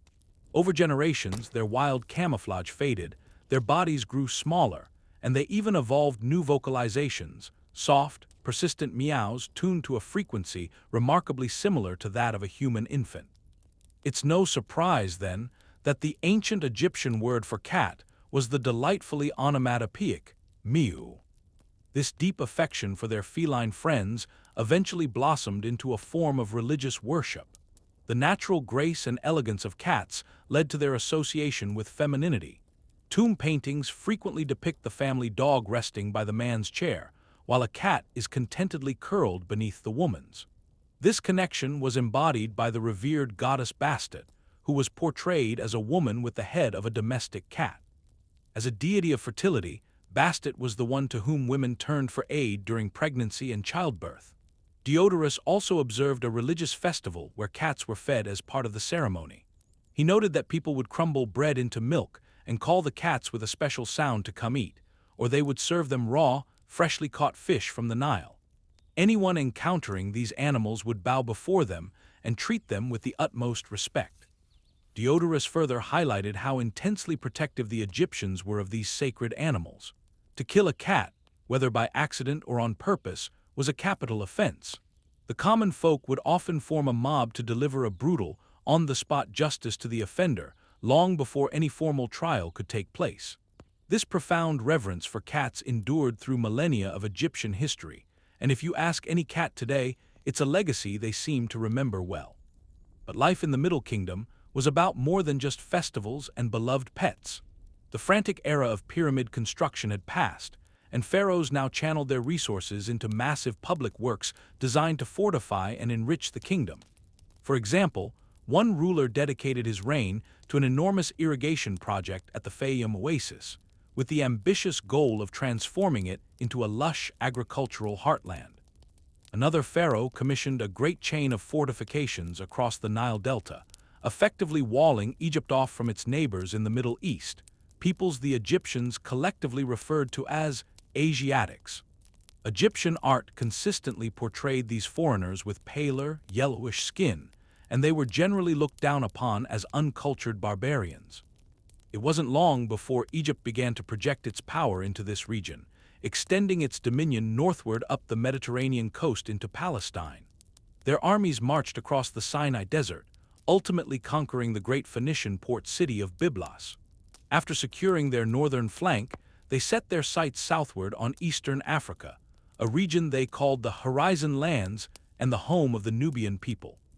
Just as with the Asiatics, the Egyptians saw the southern Nubians as fundamentally different, typically illustrating them with darker skin and distinct African features. During this period, the Nubian kingdoms were not as centralized, making them vulnerable targets for an increasingly assertive and expansionist Egypt. You'll recall that the Nile's first cataract is located at Aswan, a point where the riverbed's hard granite transforms the flow into churning, impassable rapids. Should an Egyptian journey further south from Aswan into the horizon lands, they would find 5 more of these major cataracts. Each one marks a spot where the river narrows and quickens, making boat travel nearly impossible and creating natural choke points on any expedition upriver. Consequently, they served as perfect, defensible locations for establishing national borders. Throughout the Middle Kingdom, Egyptian armies repeatedly pushed into these southern territories, eventually extending their official border down to the Second Cataract. Then, around 1860 BC, the formidable Pharaoh Senusret III launched campaigns that penetrated even deeper, reaching the Nubian kingdoms of Kush and Punt. An inscription from his reign captures the brutal nature of this conquest, in which he declared, "The Nubians are wretches faint of heart. My majesty has seen it. It is no lie." He boasted of his ruthless tactics. "I have seized their women, I have carried away their inhabitants, gone to their wells and poisoned them, driven off their cattle, cut down their grain and set fire to it." With this merciless approach, Senusret pushed past the Second Cataract and constructed a chain of imposing fortresses. The very names of these forts reveal their aggressive purpose. The fortress at Ascot was called Crushing the Nubians, and another at Shafak was named Subduing the Foreign Lands. At Semna, another formidable fortress located over 400 kilometers south of the old Aswan border, Senusret erected a stone monument bearing a triumphant decree. It read, "Year 16, 3rd month of winter, His Majesty made his southern boundary. I have pushed my frontier further south than my fathers. I have increased what was bequeathed to me." He concluded with a stern warning for future generations. "Any son of mine who maintains this border which my majesty has established, he is my true son. But as for him who shall abandon it and not fight for it, he is not my son, and he was not born of me." These fortresses were manned by powerful units of Egyptian soldiers, whose primary duty was to maintain order among the newly conquered Nubian population. This objective was achieved through an intensely paranoid system of surveillance that monitored the local inhabitants' every move. Anxious reports were constantly sent back to Pharaoh Senusret on papyrus scrolls, meticulously detailing the activities of even the smallest groups of Nubians. Incredibly, some of these records have survived. One preserved dispatch reads, "The patrol who went forth to patrol the desert edge from the fortress Kesef Meja in year 3, month 3 of the growing season, have come to report to me saying, 'We have found the tracks of 32 men and 3 donkeys.'" Each one of these messages concluded with the same formulaic phrase, designed to soothe the king's anxieties. "All the affairs of the king's domain are safe and sound. All the affairs of the master are safe and sound." Evidence suggests, however, that King Senusret found little comfort in these rote assurances. He is known for a collection of remarkable self-portraits he commissioned, sculptures carved from black diorite that show him with a startling realism, a stark departure from any royal depiction seen before. A particularly telling feature is his ears, which are sculpted to an immense, bat-like size, likely a powerful piece of propaganda suggesting a king who could hear everything happening in his realm, thanks to his vast network of informants. A specific trio of these statues captures the king's life from youth to maturity and finally to old age. In this last statue, we can truly grasp the immense psychological burden of ruling such a mistrustful state. The pharaoh is depicted with exhausted, sunken eyes and a worn face, locked in an expression of perpetual worry. Today, this powerful series of statues serves as a potent metaphor for the condition of Egypt's Middle Kingdom in its final decades. While Senusret's son, Amenemhat III, followed his father's commands and successfully defended the southern frontier from the Nubians, his death triggered a profound crisis of succession. The situation became so dire that the throne passed to a figure previously considered an impossibility, a female pharaoh. Named Sneferu, she may have been the preceding pharaoh's daughter, sister, or wife. Although likely not the first woman to wield authority in Egypt, she was the very first to officially claim the complete royal title of king. Sneferu even used masculine titles for her official records, and one surviving sculpture depicts her in a strange blend of men's and women's attire. Yet, her rule failed to halt the dynasty's downward spiral. After a brief reign of only 4 years, she died without producing an heir. With her death, the mythical serpent of chaos, Isfet, was let loose, and the kingdom descended into disorder. The ensuing era, which we now call the Second Intermediate Period, was a turbulent 150-year span that saw no fewer than 50 different kings on the throne. The nation fractured, splitting into two halves once more, as regional governors began omitting any mention of the pharaoh from their tomb inscriptions. Pyramid construction, which had already dwindled to modest mud brick structures, ceased entirely. Some rulers were even laid to rest in basic shaft tombs, not much grander than those of ordinary people. While the Nile Delta had already seceded from central control, a full-blown rebellion was now erupting among the Nubians in the south. The Egyptians were compelled to surrender their southern forts one after another, leaving them in Nubian hands. These mighty fortresses, once emblems of imperial power, were transformed into strategic advantages for Egypt's foes, serving as launchpads for destructive raids deep into Egyptian territory. It seemed the cruelty Egypt had inflicted upon its Nubian neighbors was now being paid back in full. As conflict raged on both its northern and southern frontiers, Egypt's vital trade connections to the wider world were catastrophically severed. Compounding this turmoil, either during this period or shortly after, the entire Mediterranean, and indeed much of the planet, experienced a natural cataclysm of epic proportions. This was the volcanic eruption of Thera, an island we now call Santorini, situated just 700 kilometers from Egypt's shoreline. The blast, which detonated with the power of several hundred atomic bombs, would have produced a thunderous boom likely audible in Egypt itself. For comparison, when the Indonesian volcano Krakatoa exploded in 1883, it was heard over 3,000 kilometers away. The Thera event is estimated to have been at least 4 times stronger. The eruption left behind a massive, 10-kilometer-wide crater, now flooded by the sea. It's believed that this cataclysm launched over 40 square kilometers of rock high into the sky, creating a colossal black cloud streaked with volcanic lightning, while unleashing 10-meter-high tsunamis that would have devastated coastal regions. This cataclysm plunged the region into a volcanic winter. The eruption itself might have been the event that annihilated the Minoan civilization on Crete, a disaster that could have inspired the myth of Atlantis.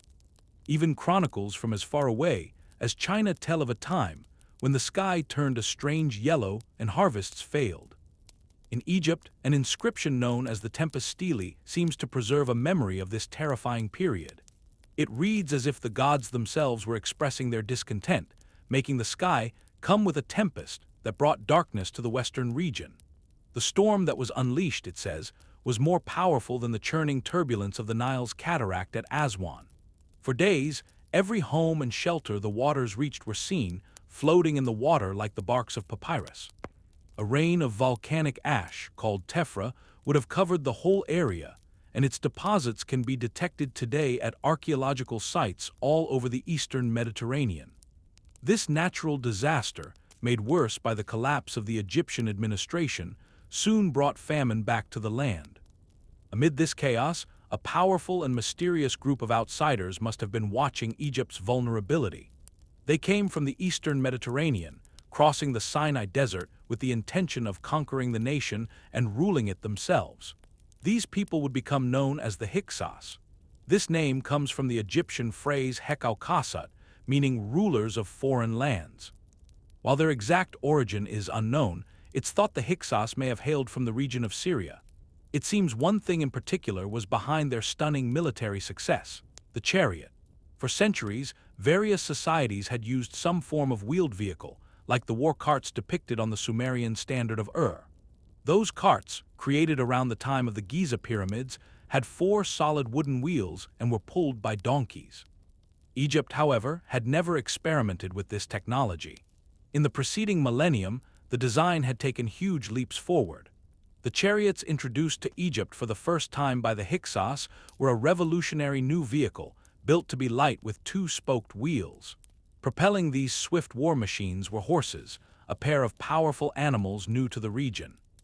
These chariots served as incredibly strong and mobile battle platforms, perfectly designed to smash through enemy lines, while archers on board unleashed a barrage of missiles from their powerful bows.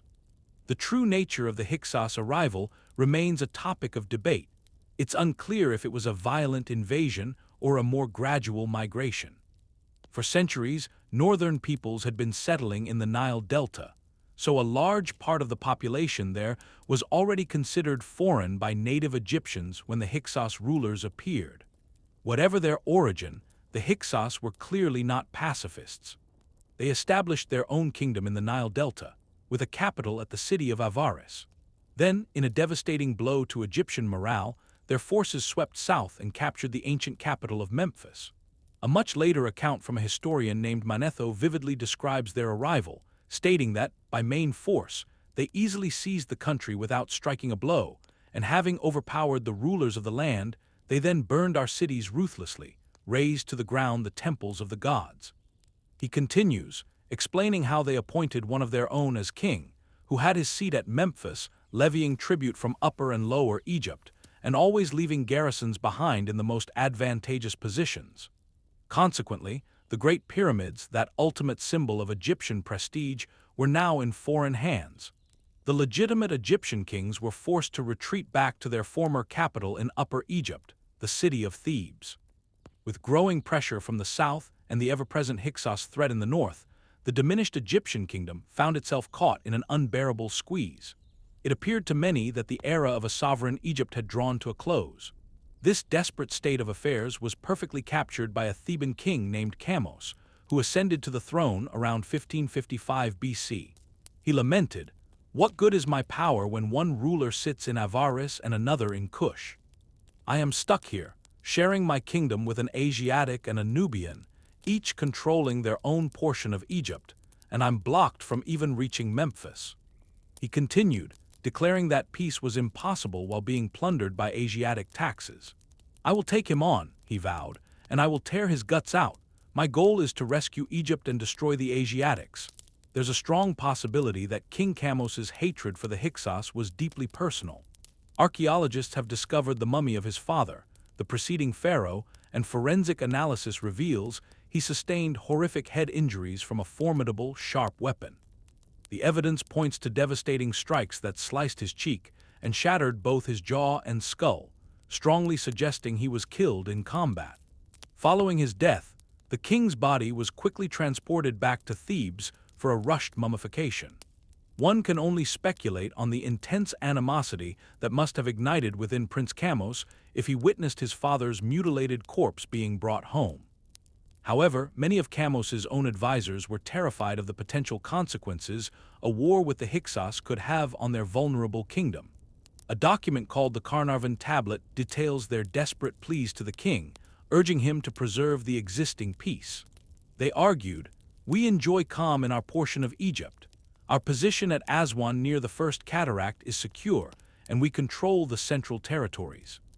Our fields are cultivated by farmers, our herds graze freely in the papyrus wetlands, grain is provided for our pigs, and our livestock remains untouched." Their counsel was simple. "He possesses the lands of the Asiatics, and we possess Egypt. We should only fight if we are attacked first."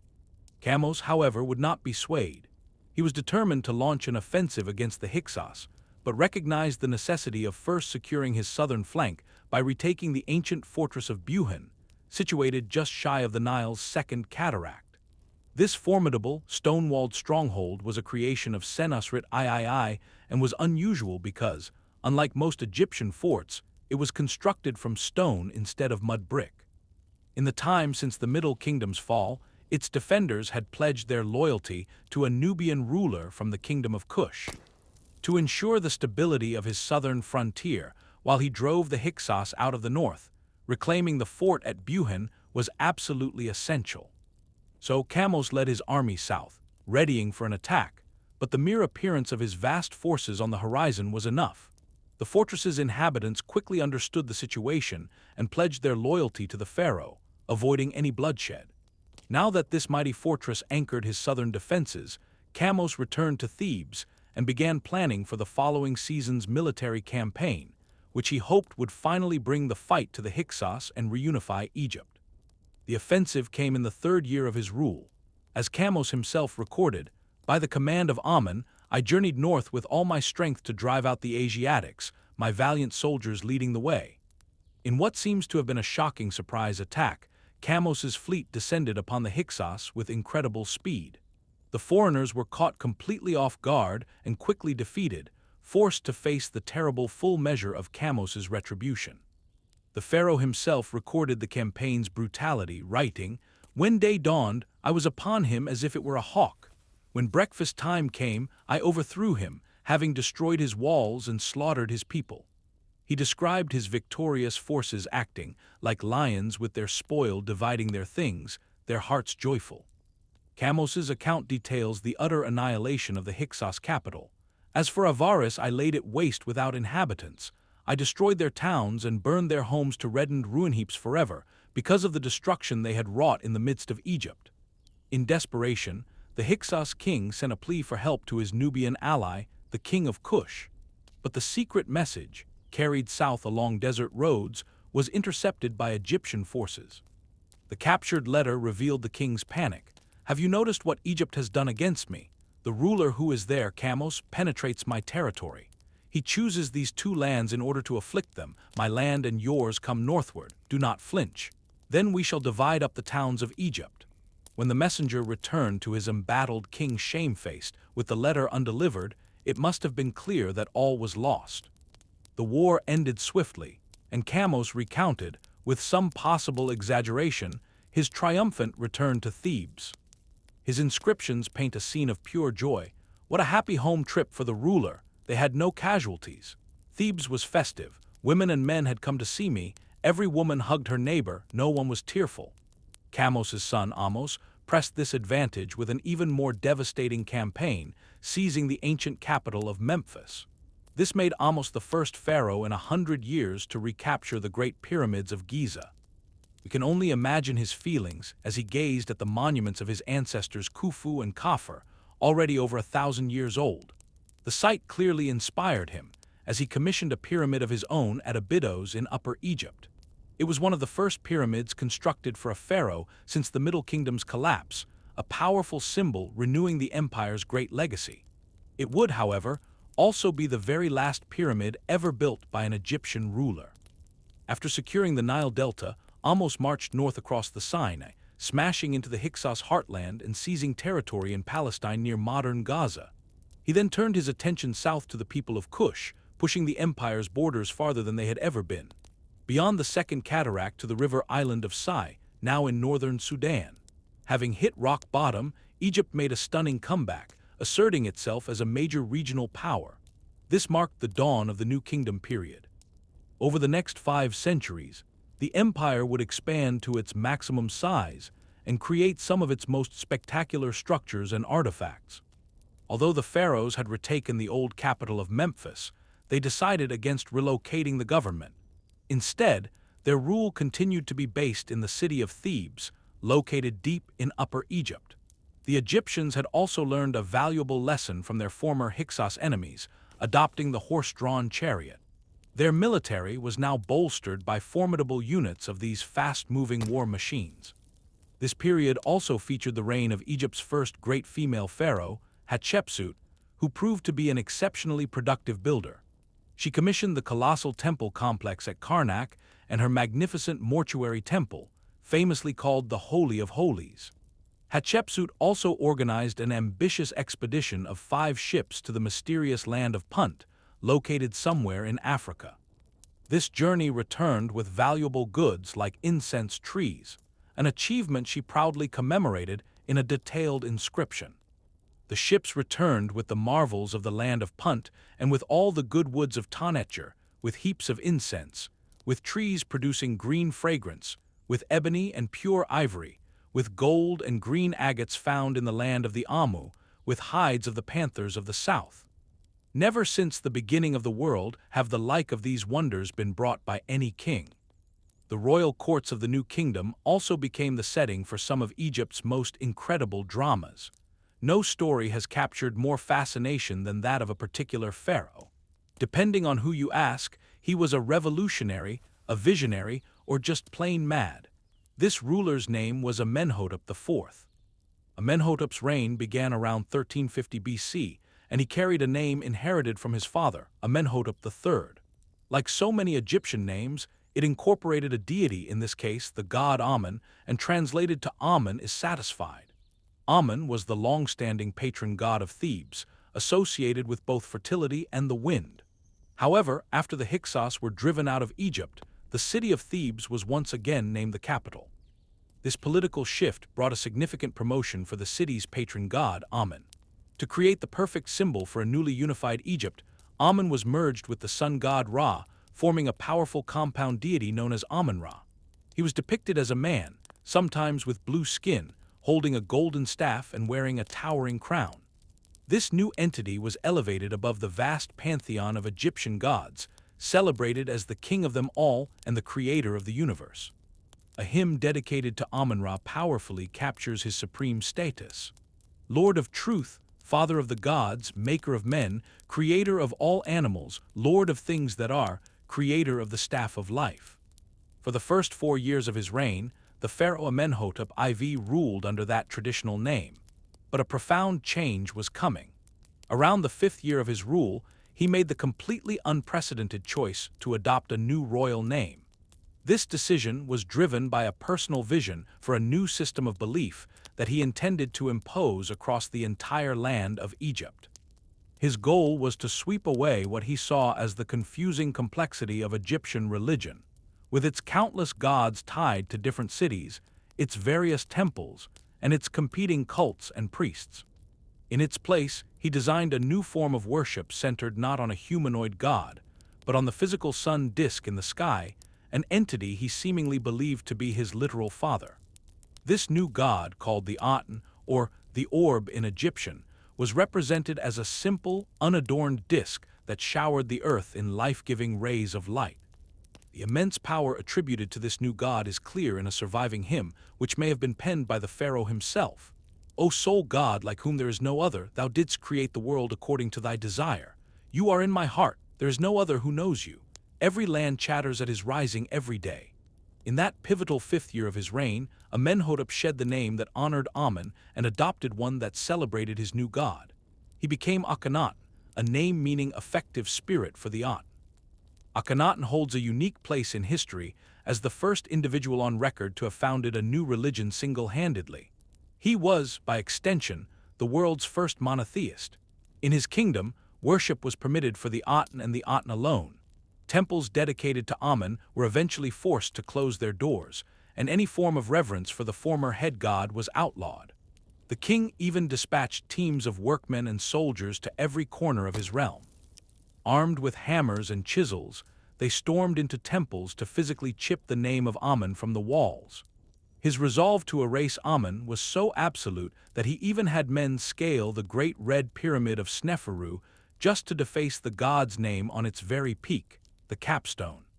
For the Egyptian people, who were accustomed to satisfying an entire pantheon of deities with prayers and rituals, this abrupt change must have felt like an incredibly dangerous gamble.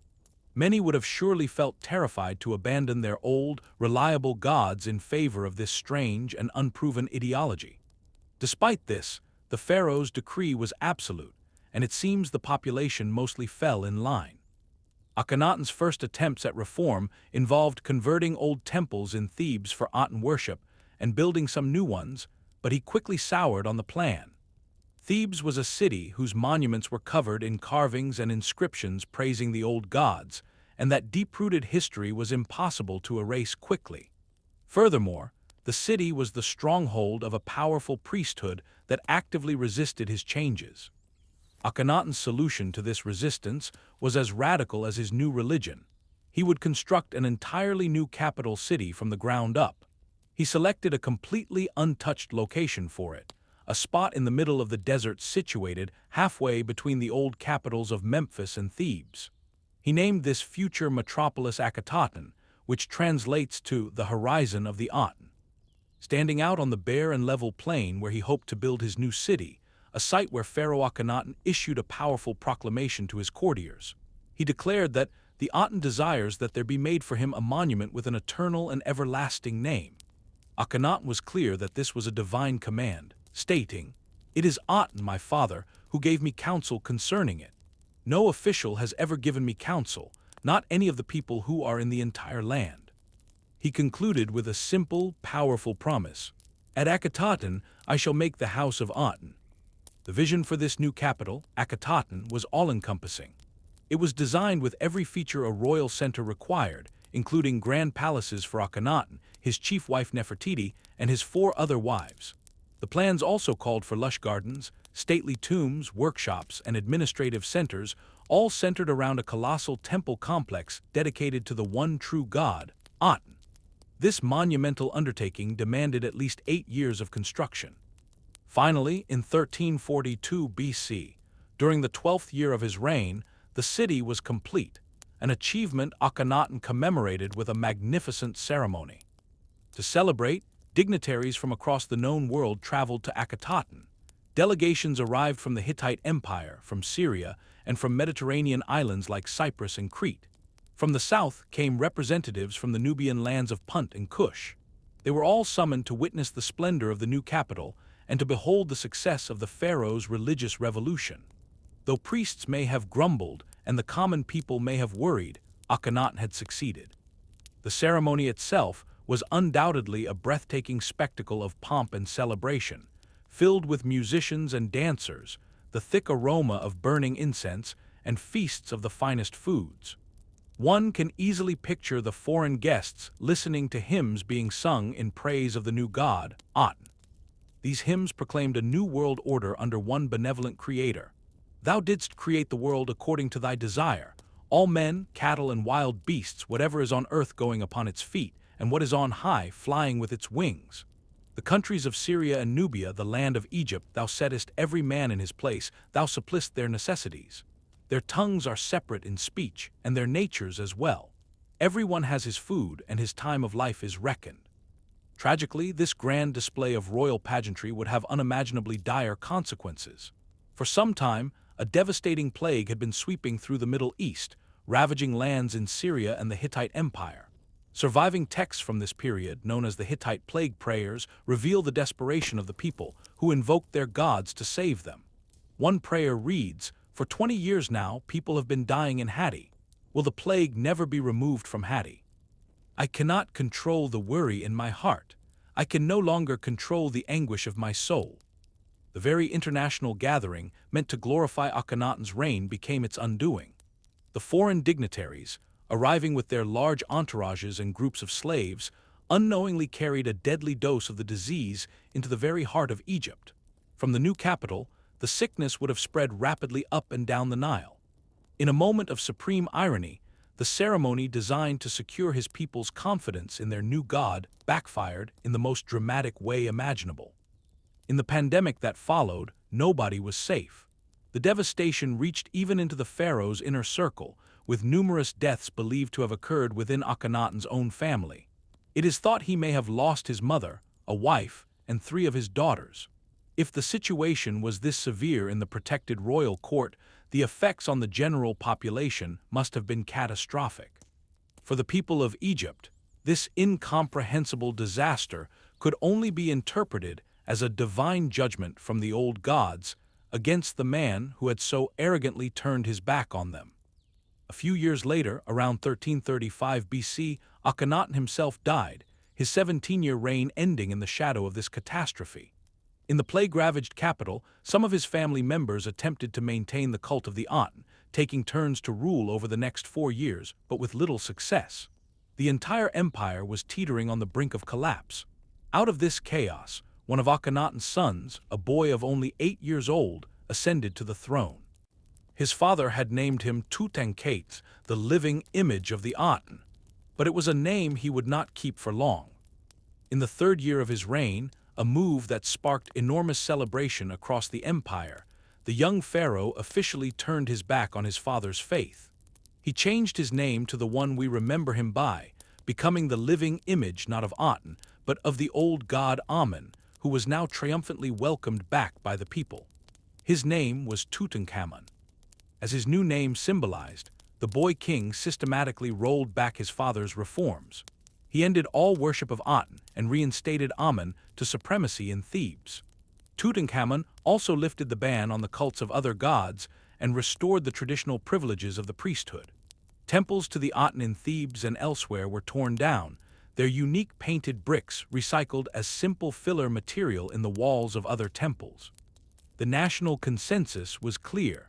The whole sorry business of Akhenaten was better off forgotten.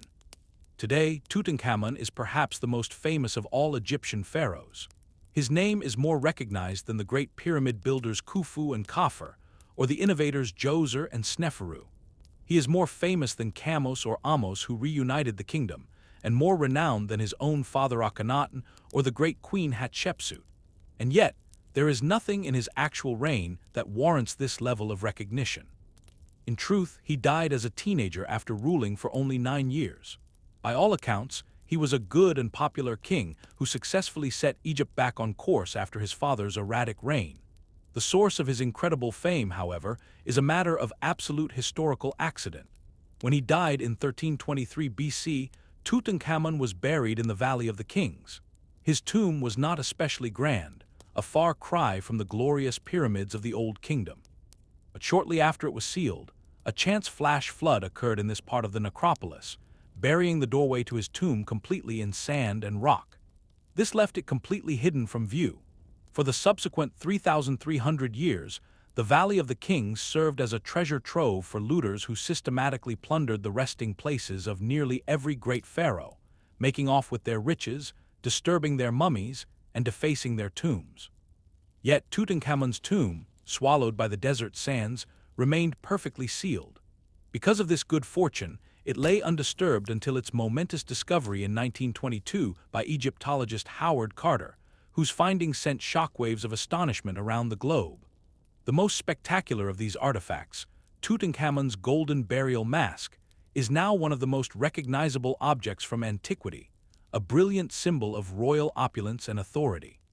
It's easy to forget that this magnificent golden effigy is also the portrait of a boy, a young king who had immense power thrust upon him during a period of turmoil and conflict, now gazing at us from across the vast expanse of time. Egypt's new kingdom would climb to its absolute peak about 50 years after Tutankhamun's reign, an era defined by the rule of arguably the most legendary pharaoh in Egyptian history. While he ascended the throne as Ramesses II, the annals of history would bestow upon him the title of Ramesses the Great. Taking the throne in 1279 BC at just 14 years old, Ramesses found Egypt's Mediterranean coastline plagued by pirate raids, and he dedicated much of his early rule to quelling this threat. His greatest fame, however, comes from his campaigns to expand Egypt's borders far to the north, deep into the territory of Syria. In the mountains of modern-day Turkey, a formidable rival had emerged over the previous centuries, its influence spreading relentlessly. This was the mighty Hittite Empire, operating from its hill fortress capital of Hattusha. Though a newer power in the region, the Hittites controlled a vast and wealthy territory.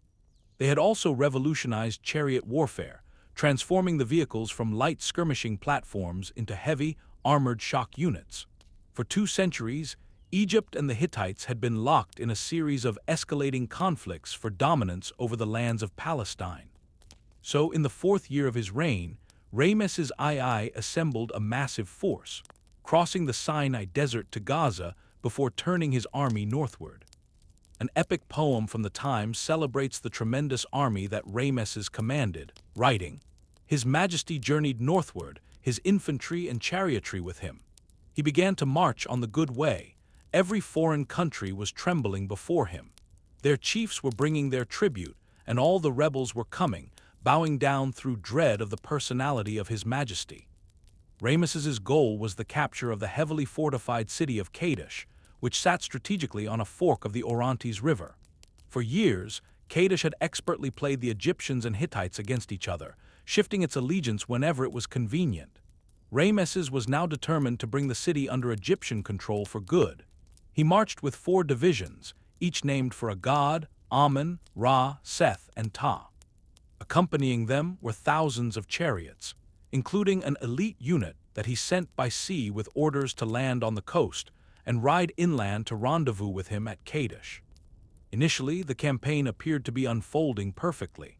Along the way, the pharaoh's scouts apprehended 2 tribesmen from the Shasu people, who claimed the Hittite king was cowering far to the north, too fearful of Egypt's might to fight. Kadesh, they insisted, had been left undefended.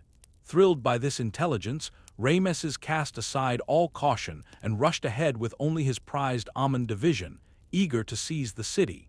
This would turn out to be a near-fatal blunder. Unbeknownst to Ramesses, the Shasu tribesmen were actually Hittite agents, sent to lure the pharaoh into a carefully laid trap. Upon reaching Kadesh, Ramesses made camp near a stony brook, while his scouts fanned out to survey the area for threats. It was then that they stumbled upon 2 Hittite soldiers hiding in the underbrush, observing their movements. A brief skirmish ended with the Hittites' capture.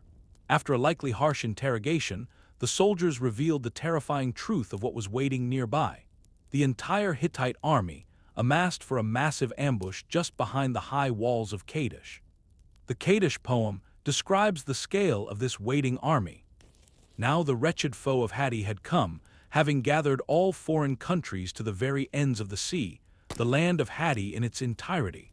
They covered the mountains and the valleys like the grasshoppers with their multitudes.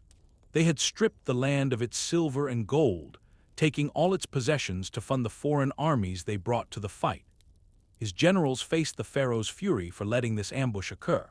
Having raced ahead with only his Amun division, Ramesses found himself in a dangerously overstretched position, as his reinforcements in the Ra division were still marching down the road. The Hittites gave the Egyptians no chance to regroup. A terrifying force of 2,500 Hittite chariots exploded from their hiding places and thundered across the river plain before the Ra division could arrive. These were the armored tanks of their day, heavy, reinforced chariots manned by riders protected by chain mail from head to toe. They came crashing into the Ra regiment, which desperately tried to form a shield wall against the onslaught. The Hittites completely shattered this division before wheeling around to attack the main Egyptian camp. Ramesses was now encircled, isolated from his reinforcements, and severely outnumbered. Yet in this moment of crisis, he recorded how he personally rallied his troops, leading them in a desperate charge against the overwhelming enemy force. In his own words, "I found the 2,500 spans of chariotry, in whose midst I was, becoming heaps of corpses before my horse. Not one of them found his hand to fight, for their hearts quailed in their bodies from terror of me." He continued that their arms were powerless, unable to shoot or even summon the courage to grab their javelins. It's debatable whether this heroic, self-aggrandizing tale is a completely accurate depiction, but it is certain that the tide of the battle did begin to shift. The Egyptian soldiers were an elite fighting force, contrasting with many of the Hittite soldiers who may have been less committed mercenaries or conscripts. A critical error occurred after the Hittites destroyed the Ra division. Their chariots became bogged down in the Egyptian camp, and many soldiers, assuming victory was already won, began looting instead of pressing their advantage. Soon, additional Egyptian reinforcements began to appear from the south. As the bloody afternoon dragged on, another key contingent, the elite charioteers who had been traveling up the coast, also arrived on the field. The sight of this fresh cavalry appearing on the horizon was the final element needed to galvanize the Egyptian soldiers' resolve and shatter the Hittites' will to fight. Ramesses provided a vivid account of the ensuing rout. "I made them plunge into the water as crocodiles plunge, for they were falling upon their faces, one on another, as I slew among them whom I desired. Neither could one look behind him, nor could another turn about, and whoever of them fell, he could not raise himself." With many of its soldiers forced into the Orontes River, the Hittite army finally withdrew. When the sun rose the next day, the two armies clashed once more, but the previous day's brutal fighting had fatally weakened both sides. After several more hours of carnage, Ramesses pulled back his forces, and the Hittite king sent him an offer for peace. The pharaoh's options were limited. The Egyptians had no siege equipment to breach the formidable walls of Kadesh. Taking the city would have required a protracted siege, leaving his army vulnerable to attack, with poor supply lines and at risk of being surrounded. He chose instead to declare a magnificent victory and begin the long march back to Egypt. The Hittites, in turn, also claimed victory, and the city of Kadesh slipped from Ramesses' grasp. The Kadesh poem overflows with praise for the pharaoh's glorious triumph, but the war had, in reality, ended in a stalemate, leaving the city's fate unresolved. It is clear, however, that Ramesses looked back on his own role in the battle with immense pride, commissioning a vast low-relief carving of every twist and turn of the engagement on the walls of his temple at Abu Simbel. The war against the Hittites would sputter on for another 15 years. Throughout this period, Egypt would frequently seize territory along the Mediterranean coast, only to see it lost again the following year. In time, both empires grew exhausted by the grinding conflict. The long war was ultimately concluded by what history now recognizes as the first written peace treaty, the text of which has miraculously survived. It reads, "Behold, Hattusili, the ruler of the Hittites, binds himself by treaty to Ramesses, chosen one of Ra, the great ruler of Egypt, beginning today, so that perfect peace and brotherhood may be created between us forever." The treaty was inscribed on silver tablets, with a copy provided to both the Egyptians and the Hittites. Its text was recorded in both hieroglyphics and Hittite cuneiform, but a stroke of diplomatic genius lies in the slightly different wordings of the two translations. The Egyptian version claims that the Hittites came begging for peace, which Egypt graciously granted. Meanwhile, the Hittite version states it was the Egyptians who asked to end the war. This clever arrangement allowed both sides to save face, bringing the destructive conflict to a close and ushering in nearly a century of relative peace. And so, despite the pride Ramesses took in his battles, it is this peace treaty that we most remember today. A replica of it even hangs on the walls of the United Nations headquarters in New York. After what seemed like a lucky escape at Kadesh, Ramesses, the great pharaoh, shifted his focus from the battlefield to the builder's yard. For the decades that followed, his energies were poured into an unprecedented construction boom that saw temples and monuments rise up and down the Nile. This is why today his name appears on more surviving structures than any other ruler in Egyptian history. His legacy was secured by a two-pronged strategy. Not only was his building campaign incredibly prolific, but he also ordered his name to be carved deeper into the stone than any pharaoh before him, so deep that erasing it would be an impossible task. After a monumental 66-year reign, Ramesses II would go down in history as perhaps the greatest pharaoh Egypt had ever known.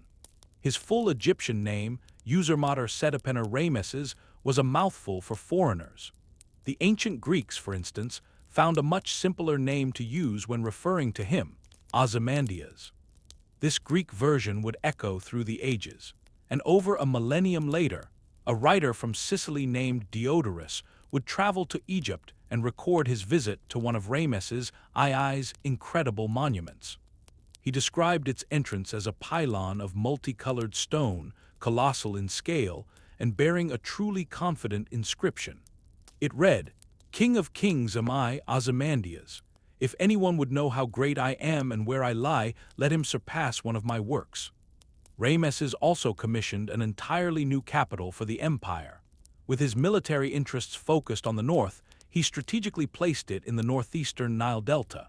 In a move of characteristic self-aggrandizement, he named the city Paramesses, which simply means the House of Ramesses. The splendor of this new metropolis was captured in a contemporary Egyptian poem. The verse celebrates a residence pleasant in life, with fields full of everything good. It speaks of a city overflowing with daily supplies and food, its ponds teeming with fish and its lakes alive with birds. Its meadows are described as green with grass, its banks heavy with dates, and its sands producing abundant melons. The granaries, filled with barley and emmer wheat, were said to be so tall they nearly touched the sky, while red wedge fish, which fed on lotus flowers, swam in the city's canals. For many, this city of Paramesses is strongly associated with the city of Ramesses mentioned in the second book of the Hebrew Bible, the Book of Exodus. That story famously depicts an enslaved Hebrew population being forced to build the city. However, the historical reality of the Exodus narrative is a subject of intense debate, with most modern historians viewing it as a powerful piece of ancient literature rather than a literal account. There is simply no archaeological evidence for a massive population of Hebrew slaves in Egypt, nor for pyramids being built by slave labor at all. The construction was more likely carried out by Egypt's standard workforce of skilled artisans and paid seasonal peasants. Still, the Nile Delta is incredibly close to the Levanten coast. It's certainly not impossible that some of these workers were Hebrew people who had crossed the Sinai to find paid work in prosperous Egypt. If that was the case, they left no physical trace in the archaeological record for one reason or another, but they may have left an indelible mark on our shared cultural imagination. When Ramesses finally passed away in 1213 BC, he was thought to be nearly 90 years old. His reign represented one of Egypt's true golden ages, but his extraordinary longevity had created the classic old king problem. With the king living so long, all of his potential heirs were now old men themselves. By the time of his death, Ramesses had outlived his 12 eldest sons. His 13th son, a man already about 70 years old, finally ascended to the throne as the Pharaoh Merneptah. Just a few years into this elderly pharaoh's reign, however, a devastating new enemy attacked Egypt. From the lands west of the Nile Delta came the Libyans, led by a king named Moriah, who seems to have been planning his assault for quite some time. A huge Libyan army suddenly poured across Egypt's northwestern frontier, reinforced by a mysterious coalition of fighters from all over the Mediterranean, perhaps from as far away as Greece, Sardinia, and Sicily. This diverse collection of peoples, who had begun appearing with increasing frequency across the eastern Mediterranean, would eventually become known as the Sea Peoples. Pharaoh Merneptah himself recorded this terrifying invasion on a carved stone slab. The wretched fallen chief of Libya, Murger, son of Ded, has fallen upon the country of Tehenu with his bowmen, Shurdan, Shekelesh, Ekwesh, Lucca, Teresh, taking the best of every warrior and every man of war of his country. He has brought his wife and his children, leaders of the camp, and he has reached the western boundary in the fields of Pereir. Pharaoh Merneptah ultimately crushed this invasion. To serve as a gruesome warning against any future surprise attacks, he had many of the captured soldiers impaled on stakes lining the road into Memphis. As the stele records, the princes are prostrate, saying mercy, not one raises his head. However, this state of total pacification was destined to be short-lived. Egypt descended into a period of internal conflict following Pharaoh Merneptah's death in approximately 1204 BC, as the heirs of Ramesses battled one another for control of the throne.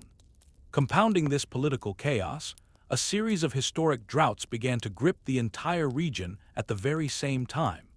Pinpointing the exact reason for this dramatic shift in climate remains a subject of debate. One leading explanation points to volcanic activity, specifically a major eruption of the Hekla volcano in Iceland during this period.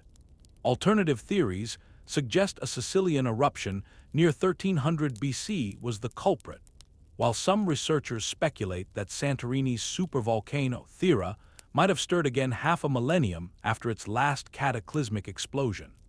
Of course, the trigger might not have been volcanic whatsoever. It could have been linked to fluctuations in the sun's output or even shifts in Atlantic weather patterns that starved the Mediterranean of its vital moisture. It was a stark reminder, much as we see in our own time, of how delicate, complex, and chaotic our planet's climate is, where even minor disruptions can unleash devastating consequences. Throughout this era, once-lush landscapes withered into arid wastelands, creating an environment where only plants adapted to the desert could thrive. Modern analysis of sediment cores and oxygen isotopes from mineral deposits in caves confirms this, revealing that the 13th and 12th centuries BC were significantly drier than the centuries that came before. This severe drought, confirmed by scientific data, wasn't just a silent geological event. It left its mark all over the written records of the time. In their stony mountain homelands, Egypt's great rivals, the Hittites, found themselves suffering immensely from this lack of rain. To truly understand the despair of the age, we can look to a Hittite text that has survived the millennia, the myth of Telepinu. This powerful story belongs to a poetic tradition called the Vanishing God myth, which tells of a deity who becomes so disgusted with human behavior that he retreats in sorrow, abandoning his cosmic responsibilities. Telepinu was the Hittite god of farming, the weather, and fertility. Unfortunately, the beginning of his myth is lost, so we'll never know exactly what humanity did to earn his fury, but the poem vividly describes the devastating results. Thereupon, soot beset the windows, smoke beset the house, the ashes lay crammed on the hearth. Off stalked Telepinu. Grain and abundance he took away from field and meadow. Off to the copses stalked Telepinu, and in a copse he buried himself. The consequences were absolute. Forthwith, the seed ceased to yield produce, oxen, sheep, and men ceased to breed, while even those that had conceived did not bear. Hillsides were bare, trees were bare and put forth no new branches. Pastures were bare, springs ran dry. A famine arose in the land, men and gods alike were about to perish of hunger. You might think the Egyptians would be celebrating the decline of their greatest rival, but in truth, the situation back home was just as dire. A text from around 1200 BC known as the Lament to Amun captures the mood perfectly, standing as a testament of sorrow in a darkening world. Come to me, Father Amun, protect me in this bitter year of confrontation. God shines in the sun, yet he will not shine. Winter crowds hard upon summer, months happen backwards, disheveled hours lurch drunken by. The plea came from every corner of society. Those cut down in high places cry out to you, Amun. These words came on the poisoned air, spoken by herdsmen in fields and marshes, by those who beat clothes on the banks of the river, by district police deserting their precincts, by horned beasts on our burning deserts. Out of this century-long period of turmoil and courtly chaos, a powerful military figure named Setnakhet eventually emerged to take control. His reign was short, lasting only 3 years before he died, and the throne passed to his young son. This boy was seen as the last chance to reverse the empire's collapsing fortunes. If that hope had any chance of materializing, he needed a name that carried the weight of history.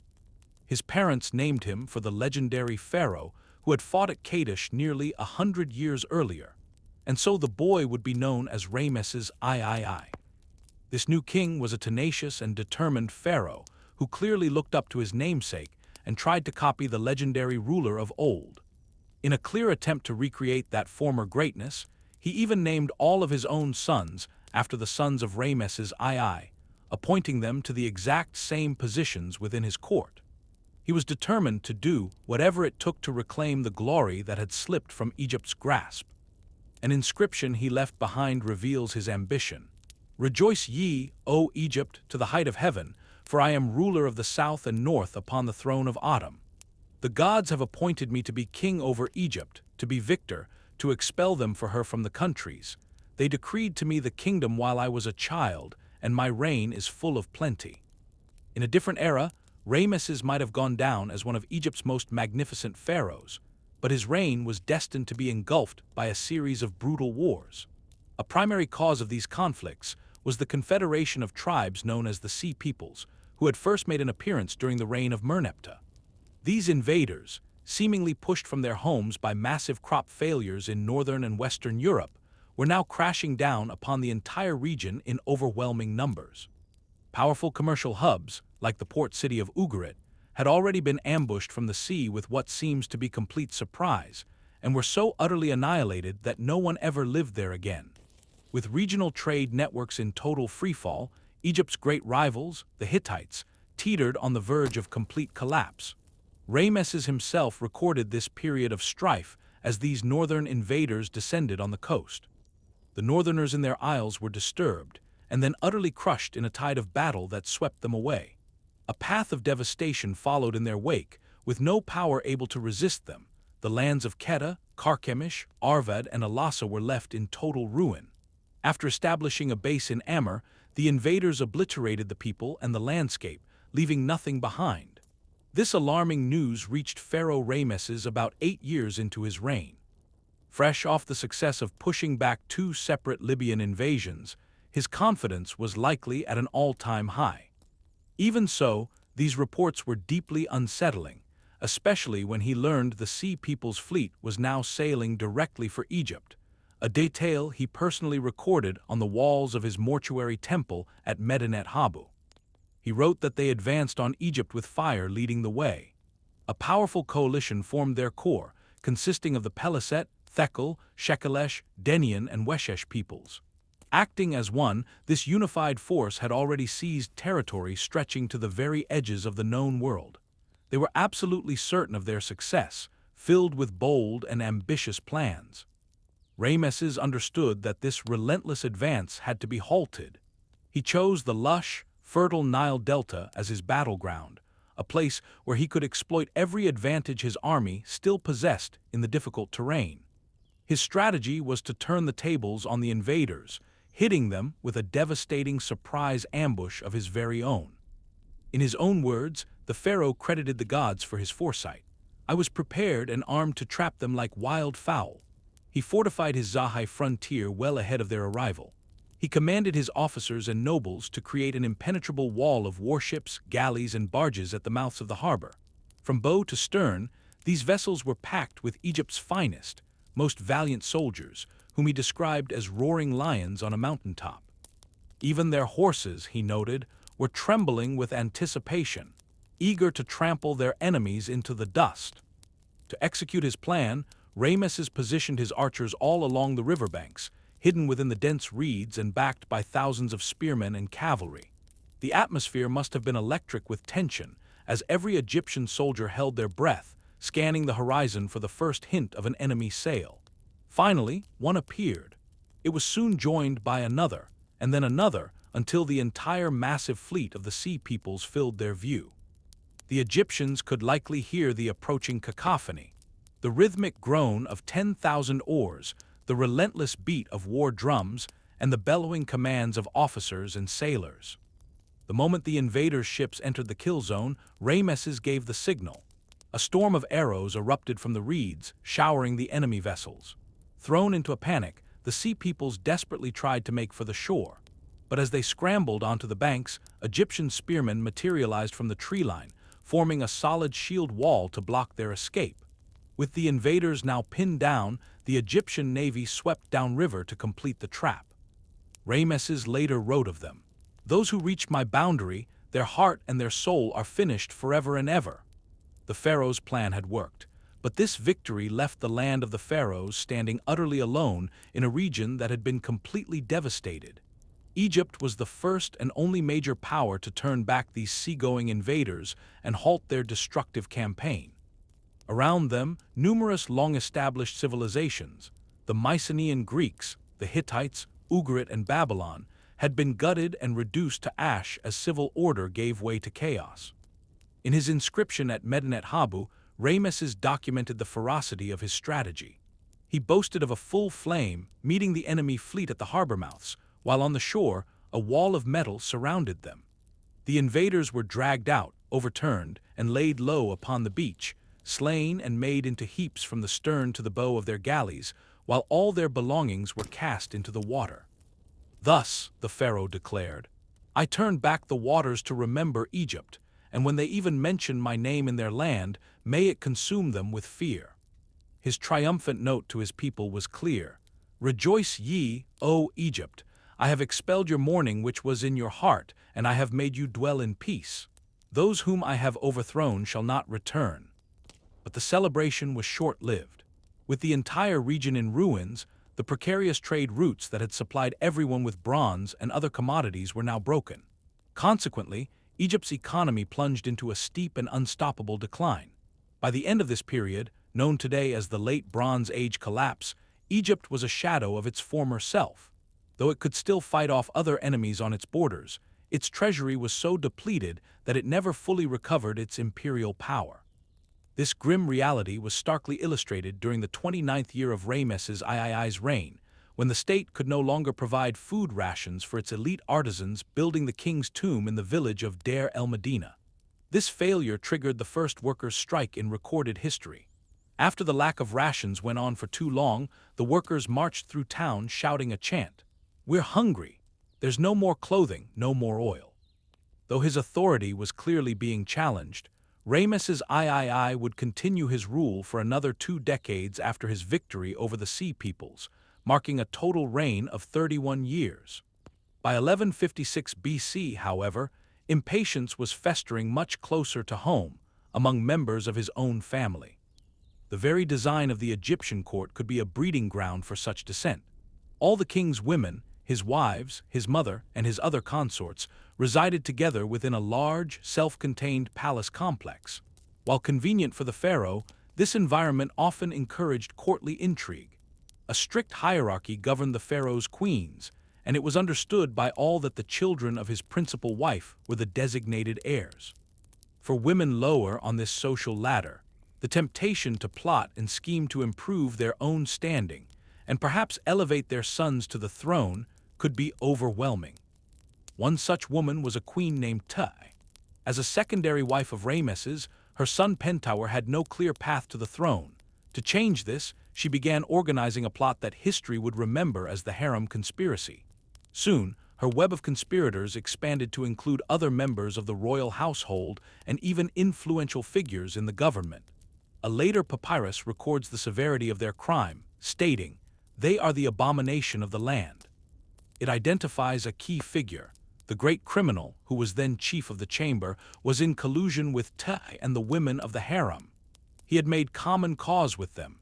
He had begun to bring out their words to their mothers and their brothers who were there, saying, "Stir up the people, incite rebellion against their lord." Alarmingly, the conspiracy even secured military backing when one of the palace women wrote to her brother, Kamose, who was a commander of Nubian troops stationed in the south. Others turned to darker methods, using supernatural means to aid their cause by creating wax effigies of the king's bodyguards and laying curses on them. Their objective was brutally simple: assassinate Ramesses and install Queen Piye's son Pentuhotep as the new pharaoh. The conspirators chose their moment carefully, planning to strike during the annual Beautiful Festival of the Valley, a massive celebration held in Thebes.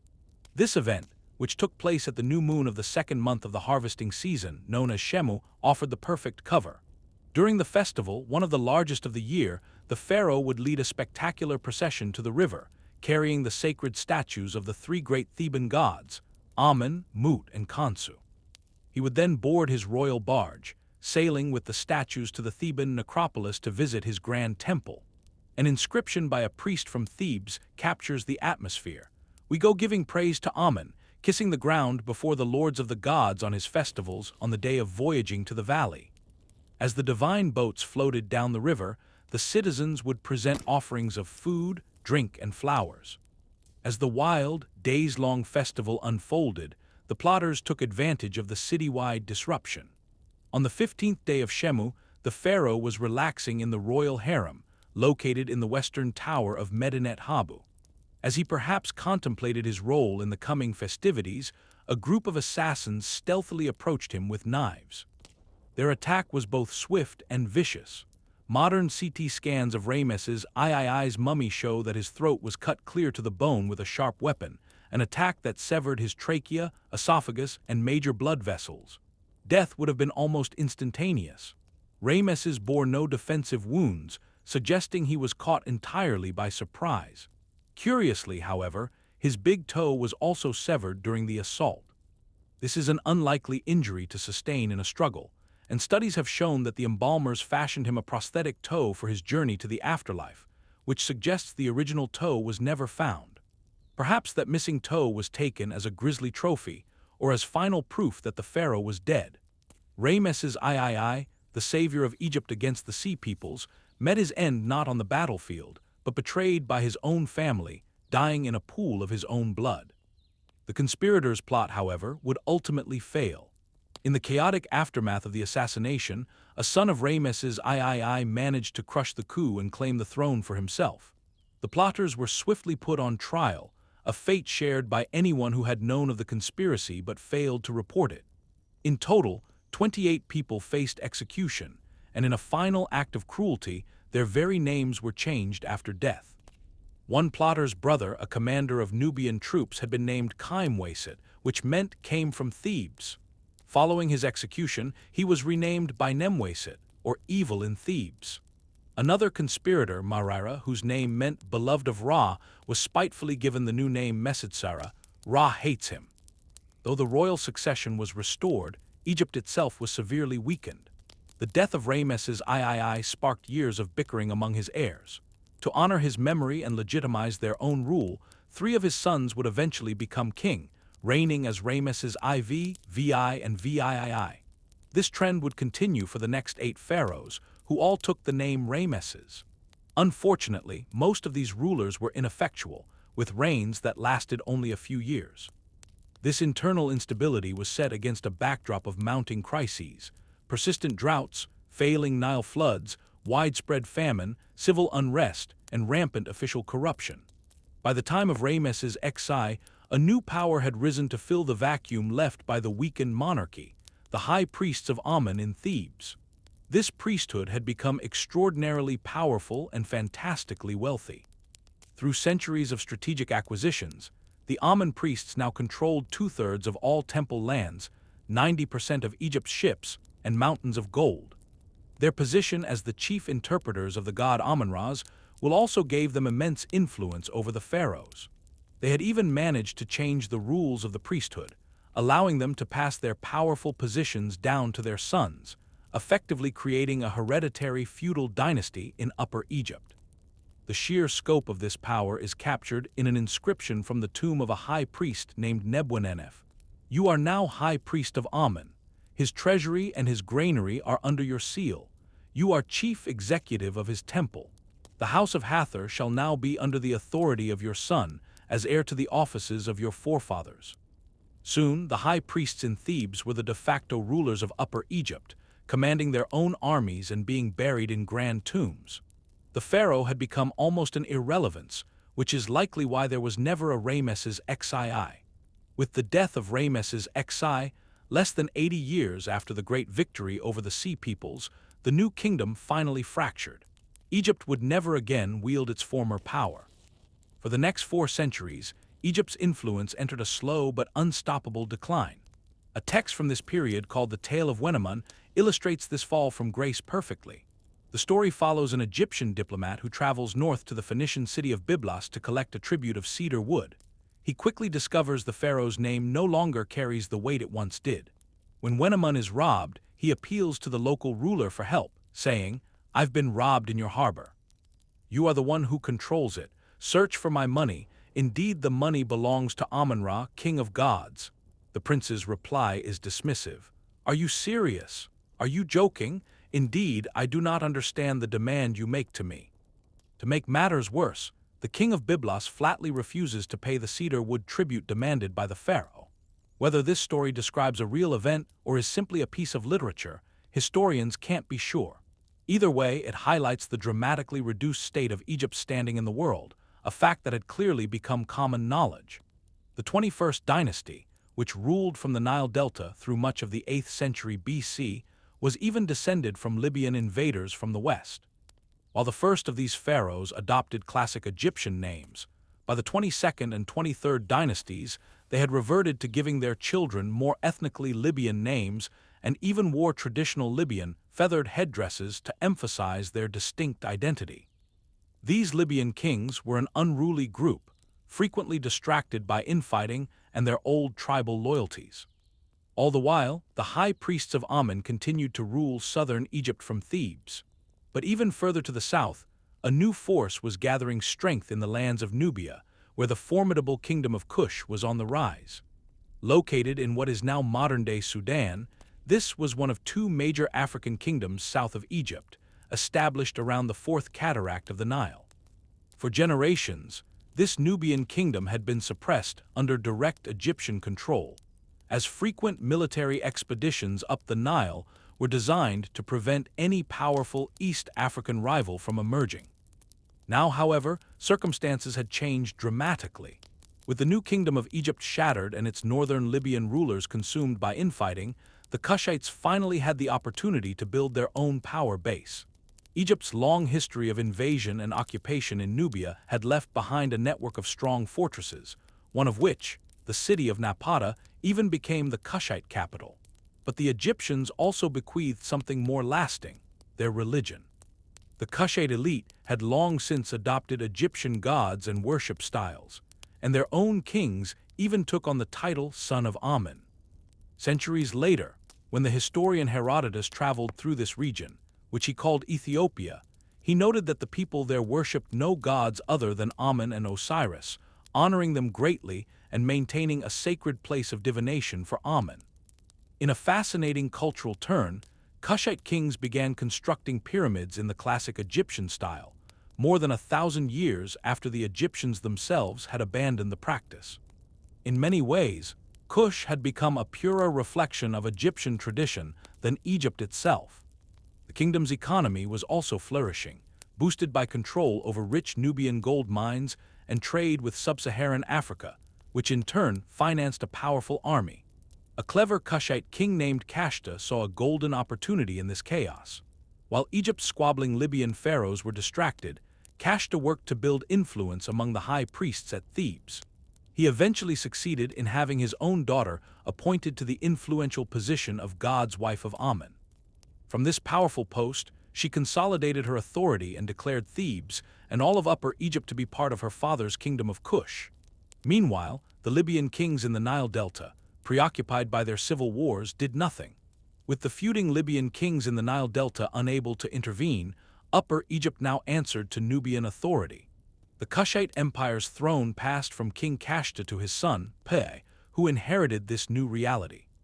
Around the 720s BC, Piye led his Nubian forces down the Nile, bringing the fractured city-states of Lower Egypt under his control. His approach was remarkably pragmatic. He permitted any local rulers to keep their posts, with the sole condition that they pledge loyalty to him. He had his victories immortalized on a stela, which he dedicated to the old Egyptian gods, proclaiming, "Hear what I have done in exceeding the ancestors. I am the king, the representation of God, who issued from the womb marked as ruler beloved of the gods, the son of Ra, beloved of Amun." His son, Shebetku, would later solidify these conquests, uniting Egypt once more. This ushered in the 25th dynasty, an era lasting for the next century, defined by the rule of the Nubian pharaohs. Throughout the following decades, these new leaders displayed a deep and enthusiastic embrace of Egyptian culture. They spoke the Egyptian language, took Egyptian names for themselves, and worshipped the Egyptian pantheon with sincere devotion. Their reverence even inspired a vibrant new program of pyramid building back in Nubia, the first the region had experienced in centuries, although on a much more modest scale than the Old Kingdom's wonders. But this cultural flourishing was destined to be short-lived. To the north, a formidable power was on the rise, one that would cast a permanent shadow over the Egyptian empire, Assyria. Originating in Mesopotamia, between the Tigris and Euphrates rivers, the Assyrian Empire had become arguably the most powerful force on earth by the 7th century BC. They could field armies numbering over 100,000 men, and under their paranoid king, Esarhaddon, their influence was creeping along the Mediterranean coast. It wasn't long before they set their sights on the banks of the Nile. The Nubian pharaoh destined to face them was a man named Taharqa. As the fifth ruler of the 25th dynasty, Taharqa was immensely proud of his heritage and his skin color. He made a point to have his statues carved from hard black granite, polished to a perfect sheen. He had first come to Egypt as a young prince and was chosen for the throne after the previous pharaoh's passing, as he noted in an inscription. "I was brought from Nubia among the royal brothers that his majesty had brought. I won the heart of all the nobles and was loved by all. It was only after the royal hawk had flown to heaven that I received the crown in Memphis." Fascinatingly, Taharqa was also a great advocate for long-distance running and mandated that his soldiers participate in marathon training sessions at night. An inscription records one such event. The king himself was on horseback to see his army running when he exercised with them on the desert behind Memphis in the 9th hour of the night. They reached the Great Lake at the hour of sunrise, and they returned to the residence in the 3rd hour of the day. This incredible stamina would serve his army well, enabling successful campaigns against Libyan strongholds and the capture of new territory in Palestine. Fortune smiled on Taharqa's reign, as a series of extraordinary Nile floods resulted in a period of great agricultural wealth. With coffers clearly overflowing, he made enormous gold donations to the Temple of Amun and oversaw the restoration of multiple religious sites. One of his inscriptions proudly states, "As His Majesty is the one who loves the god, he spends the day and lies by night seeking what is useful to the gods. the land was so fertile and peaceful that another text boasted. This land is inundated in his time as it was in the time of the Lord of all, every man sleeping until dawn and never saying, "Oh, I wish I had." Egypt had achieved a level of size and stability unseen since the New Kingdom had collapsed nearly 400 years before. It must have felt like the beginning of a magnificent new era of prosperity. But this luck was about to change.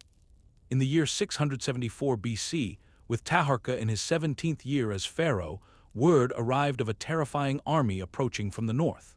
This was the horde of King Esarhaddon of Assyria. The Assyrians were rarely defeated on the battlefield, and a current of fear must have shot through the Nile Valley.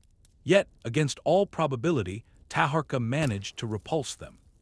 A truly bizarre account for this victory comes from the Greek historian Herodotus, who wrote of a strange, almost supernatural event. He claimed that as the Assyrian army made camp near the Egyptian border, they were overrun in the dead of night by a horde of field mice. These tiny creatures supposedly chewed through their quivers, their bows, and even the leather handles of their shields. The next morning, the Assyrians awoke to find themselves virtually unarmed and were easily slaughtered. Herodotus even notes that a statue of the Egyptian king holding a mouse was erected in a temple to commemorate this miracle. Of course, figuring out what really happened is a challenge. It's possible the story is a colorful retelling of a plague outbreak that devastated the Assyrian ranks, forcing a retreat. Another theory is that Taharqa's own men, known for their ability to cover long distances at night, launched a daring surprise ambush. A swift strike in the darkness could have thrown the camp into chaos, leaving the disoriented Assyrians to be chased by Egyptian chariots all the way back to their own territory. We may never know the full story, as Assyrian records, unsurprisingly, fail to mention what would have been a profoundly humiliating defeat, but the sting of that embarrassment must have been powerful. Just 3 years later, the Assyrian king Esarhaddon returned, having gathered an even larger invasion force. This time, nothing could stop its advance. The Assyrian legions flooded the Nile Delta, forcing Taharqa to abandon Memphis and flee south. The invasion was so rapid that the pharaoh had no time to evacuate his own family from the city. After Esarhaddon's troops captured Memphis, the Assyrian king left behind a gloating inscription celebrating his brutal victory. He boasted, "I slew multitudes of his men, and I smote him 5 times with the point of my javelin, with wounds from which there were no recovery." He then described how in half a day his forces besieged, captured, destroyed, and burned the royal city using mines and tunnels. He proudly lists his spoils: his queen, his harem, his heir, and the rest of his sons and daughters, his property and his goods, his horses, his cattle, his sheep, in countless numbers, I carried off to Assyria. To complete his triumph, he declared that the root of Kush had been torn from Egypt, and in its place, he appointed his own network of kings, governors, and overseers. Any hope the Assyrian king Esarhaddon had of easily absorbing Egypt into his empire, however, was about to be shattered. Despite imposing a heavy and relentless yearly tax, his control proved incredibly fragile. Just 1 year after his conquest, the Nubian king Taharqa staged a dramatic comeback, reappearing in the south with a reinforced army from the kingdom of Kush. In a stunning reversal, many of the very governors Esarhaddon had installed immediately flipped their loyalties, threatening to unravel the entire Assyrian victory. This betrayal sent King Esarhaddon into a rage. He immediately mobilized his forces and marched back toward Egypt, determined to crush the rebel king once and for all. But his campaign was cut short.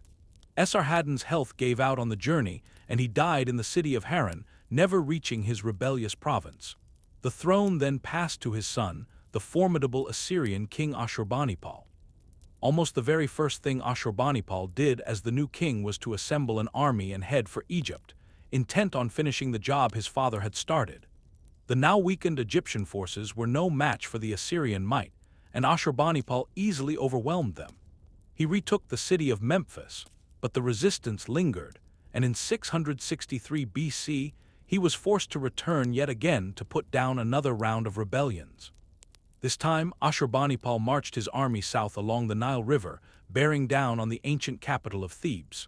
By then, the Nubian king Taharqa had passed away, leaving his nephew Tantamani on the very unstable throne of Egypt. Tantamani bravely met the Assyrians in battle, but his defeat was swift and total. With his fall, any remaining hope for an independent Egypt was extinguished. The victorious Assyrian army then turned its attention to the now defenseless city of Thebes. Ashurbanipal meticulously recorded what followed on a carved cylinder, leaving a chilling account of the city's fate.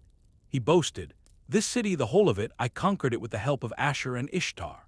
His chronicle lists an immense hoard of plunder: silver, gold, precious stones, the entire wealth of the palace, fine cloths, great horses, and the city's men and women, taken as captives. He even tore 2 magnificent electrum obelisks and the very doors of the temples from their foundations, carrying them all back to Assyria. With this staggering booty, he declared his triumph. "Against Egypt and Cush, I have lifted my spear and shown my power." The brutal Assyrian sack of Thebes served as the symbolic death knell for Egyptian sovereignty.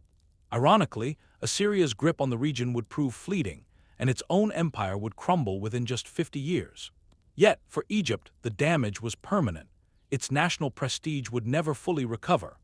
A century later, it was conquered by the Persian Achaemenid Empire, and then again in 343 BC by the Macedonian armies of Alexander the Great. When Alexander's vast empire fractured after his death, Egypt was left to one of his former generals, Ptolemy Soter. This marked the beginning of a 3-century rule by his descendants, the Greek Ptolemaic dynasty. These new pharaohs governed as Hellenistic kings, speaking Greek and, for the most part, showing little interest in learning the native Egyptian language. It was this line of rulers who were in power when the relentless tide of Roman expansion finally washed over North Africa and consumed Egypt. The final independent ruler of this Ptolemaic Egypt was a queen whose Greek name, Cleopatra, poetically meant glory of her father. While her maternal lineage is unknown, making it unclear if Cleopatra had any Egyptian blood, she was unique among her dynasty because she actually made an effort to learn the Egyptian language. The ancient writer Plutarch marveled at this, remembering that the sound of her voice was a pleasure. He compared her to an instrument of many strings for her ability to shift effortlessly from one language to another. She could address foreign delegations in their own tongue, speaking directly to Ethiopians, Hebrews, Arabians, Syrians, and Parthians without an interpreter, a skill all the more remarkable because most of the kings before her barely bothered to learn the language of the people they ruled. Ultimately, when Rome's legions invaded and occupied her kingdom, Cleopatra chose to take her own life. The most probable methods were either by drinking a fast-acting poison or by pricking herself with a toxin-dipped needle. A more dramatic and now famous version of her death, involving the bite of a venomous snake, was circulated by some ancient writers. Whether factual or not, the tale has proven irresistible to countless storytellers, most notably William Shakespeare. With Cleopatra's death in August of 30 BC, the last glimmer of independent Egyptian power was finally extinguished. On the day she died, Cleopatra stood at the end of a historical timeline that stretched back over 3 millennia. From her perspective, the Great Pyramid of Giza was already an ancient relic, having stood for more than 2,500 years. To put that in context, Cleopatra's life is separated from our modern era by less time than it was separated from the construction of the Great Pyramid, by a margin of over 500 years. As waves of foreign influence washed over the land, Egypt's ancient culture began to fundamentally change. The Greek alphabet steadily gained prominence over the following centuries, and with its rise, the profound knowledge of how to read hieroglyphics began to fade into obscurity. A medieval Arab traveler captured this sense of loss, recalling a conversation where he asked why the inscriptions covering the pyramids had become indecipherable. The answer he received was a sad one. The scholars who knew the writing had all disappeared. As foreign powers occupied Egypt, Greek writing became standard, and the people lost the key to their ancestors' script. The very last known inscription written in hieroglyphics was carved in the year 394 AD at the Temple of Philae, a sanctuary on an island near Aswan. By this point, the newly Christianized Roman Empire had outlawed the worship of pagan deities. But this particular site was just beyond Rome's official borders, allowing the old ways to persist a little longer in the last of Egypt's great temples. Here, the names of gods like Ra, Anubis, Amun, and Horus were still invoked. The sacred incense was still burned and the offerings still made. But this island holdout was increasingly alone, surrounded by the churning waters of a rapidly changing world. That final hieroglyphic message contains the melancholy wish of a scribe named Nesmitarakam, who hoped his carving would endure for all time and eternity, just like the works of his long-vanished ancestors. In an ironic sense, his wish came true, as his message was the very last of its kind to be recorded. It's highly probable, however, that by the time he etched it into the temple wall, the number of living people who could understand its meaning was vanishingly small. The profound art of the hieroglyph, as far as we can determine, died out with him. That temple was eventually closed for good some time during the 530s under the order of the Byzantine Emperor Justinian, who had it converted into a Christian church honoring Saint Stephen. With that, the magnificent age of ancient Egypt was definitively over. A leap forward of some 1,400 years brings us to 1818, and a friendly wager between the romantic poet Percy Bysshe Shelley and his friend, the poet Horace Smith. They were both captivated by a London newspaper report detailing the imminent arrival of a spectacular statue fragment at the British Museum. This piece, shipped from the Ramesseum mortuary temple in Thebes, was the head and torso of a monument to Egypt's most legendary pharaoh, Ramesses II, the victor of the Battle of Kadesh. The sculpture had originally been one of a matched pair guarding the entrance to his temple. For a long time, that specific fragment had been a prize coveted by European colonial powers. Napoleon Bonaparte himself had tried to claim it during his Egyptian campaign in 1798, but he discovered that its massive bulk of black diorite was simply too heavy to move. The British team, however, eventually succeeded by using wooden rollers and hundreds of workers pulling on ropes. They managed to drag the statue to the Nile's bank, from where it was ferried downriver and then across the sea to London. The news of this feat inspired Shelley and Smith to make their bet. They would each write a poem about the statue.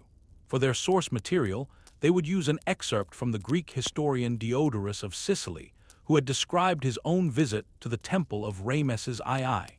History has since declared a clear winner in their competition. While Smith's poem is largely forgotten, Shelley's has become an enduring classic, one of the most famous sonnets in the English language. Titled Ozymandias, it is a poem that has become a lasting emblem of the vanity of rulers, the inevitable collapse of tyranny, the overwhelming power of time, and the temporary nature of all things.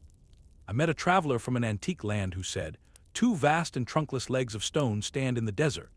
Near them, on the sand half-sunk, a shattered visage lies, whose frown and wrinkled lip and sneer of cold command tell that its sculptor well those passions read which yet survive, stamped on those lifeless things, the hand that mocked them and the heart that fed, and on the pedestal these words appear.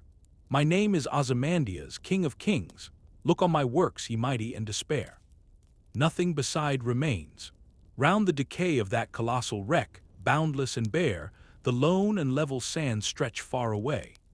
Etched in Egyptian hieroglyphics upon the tomb wall of a Middle Kingdom pharaoh named Intef is a literary work known as the Harper's Song. This piece, intended to be sung at funerals, is over 4,200 years old. When Percy Bysshe Shelley was writing Ozymandias, he could not have possibly known of this ancient text, as the conclusive decipherment of hieroglyphics was still several years away.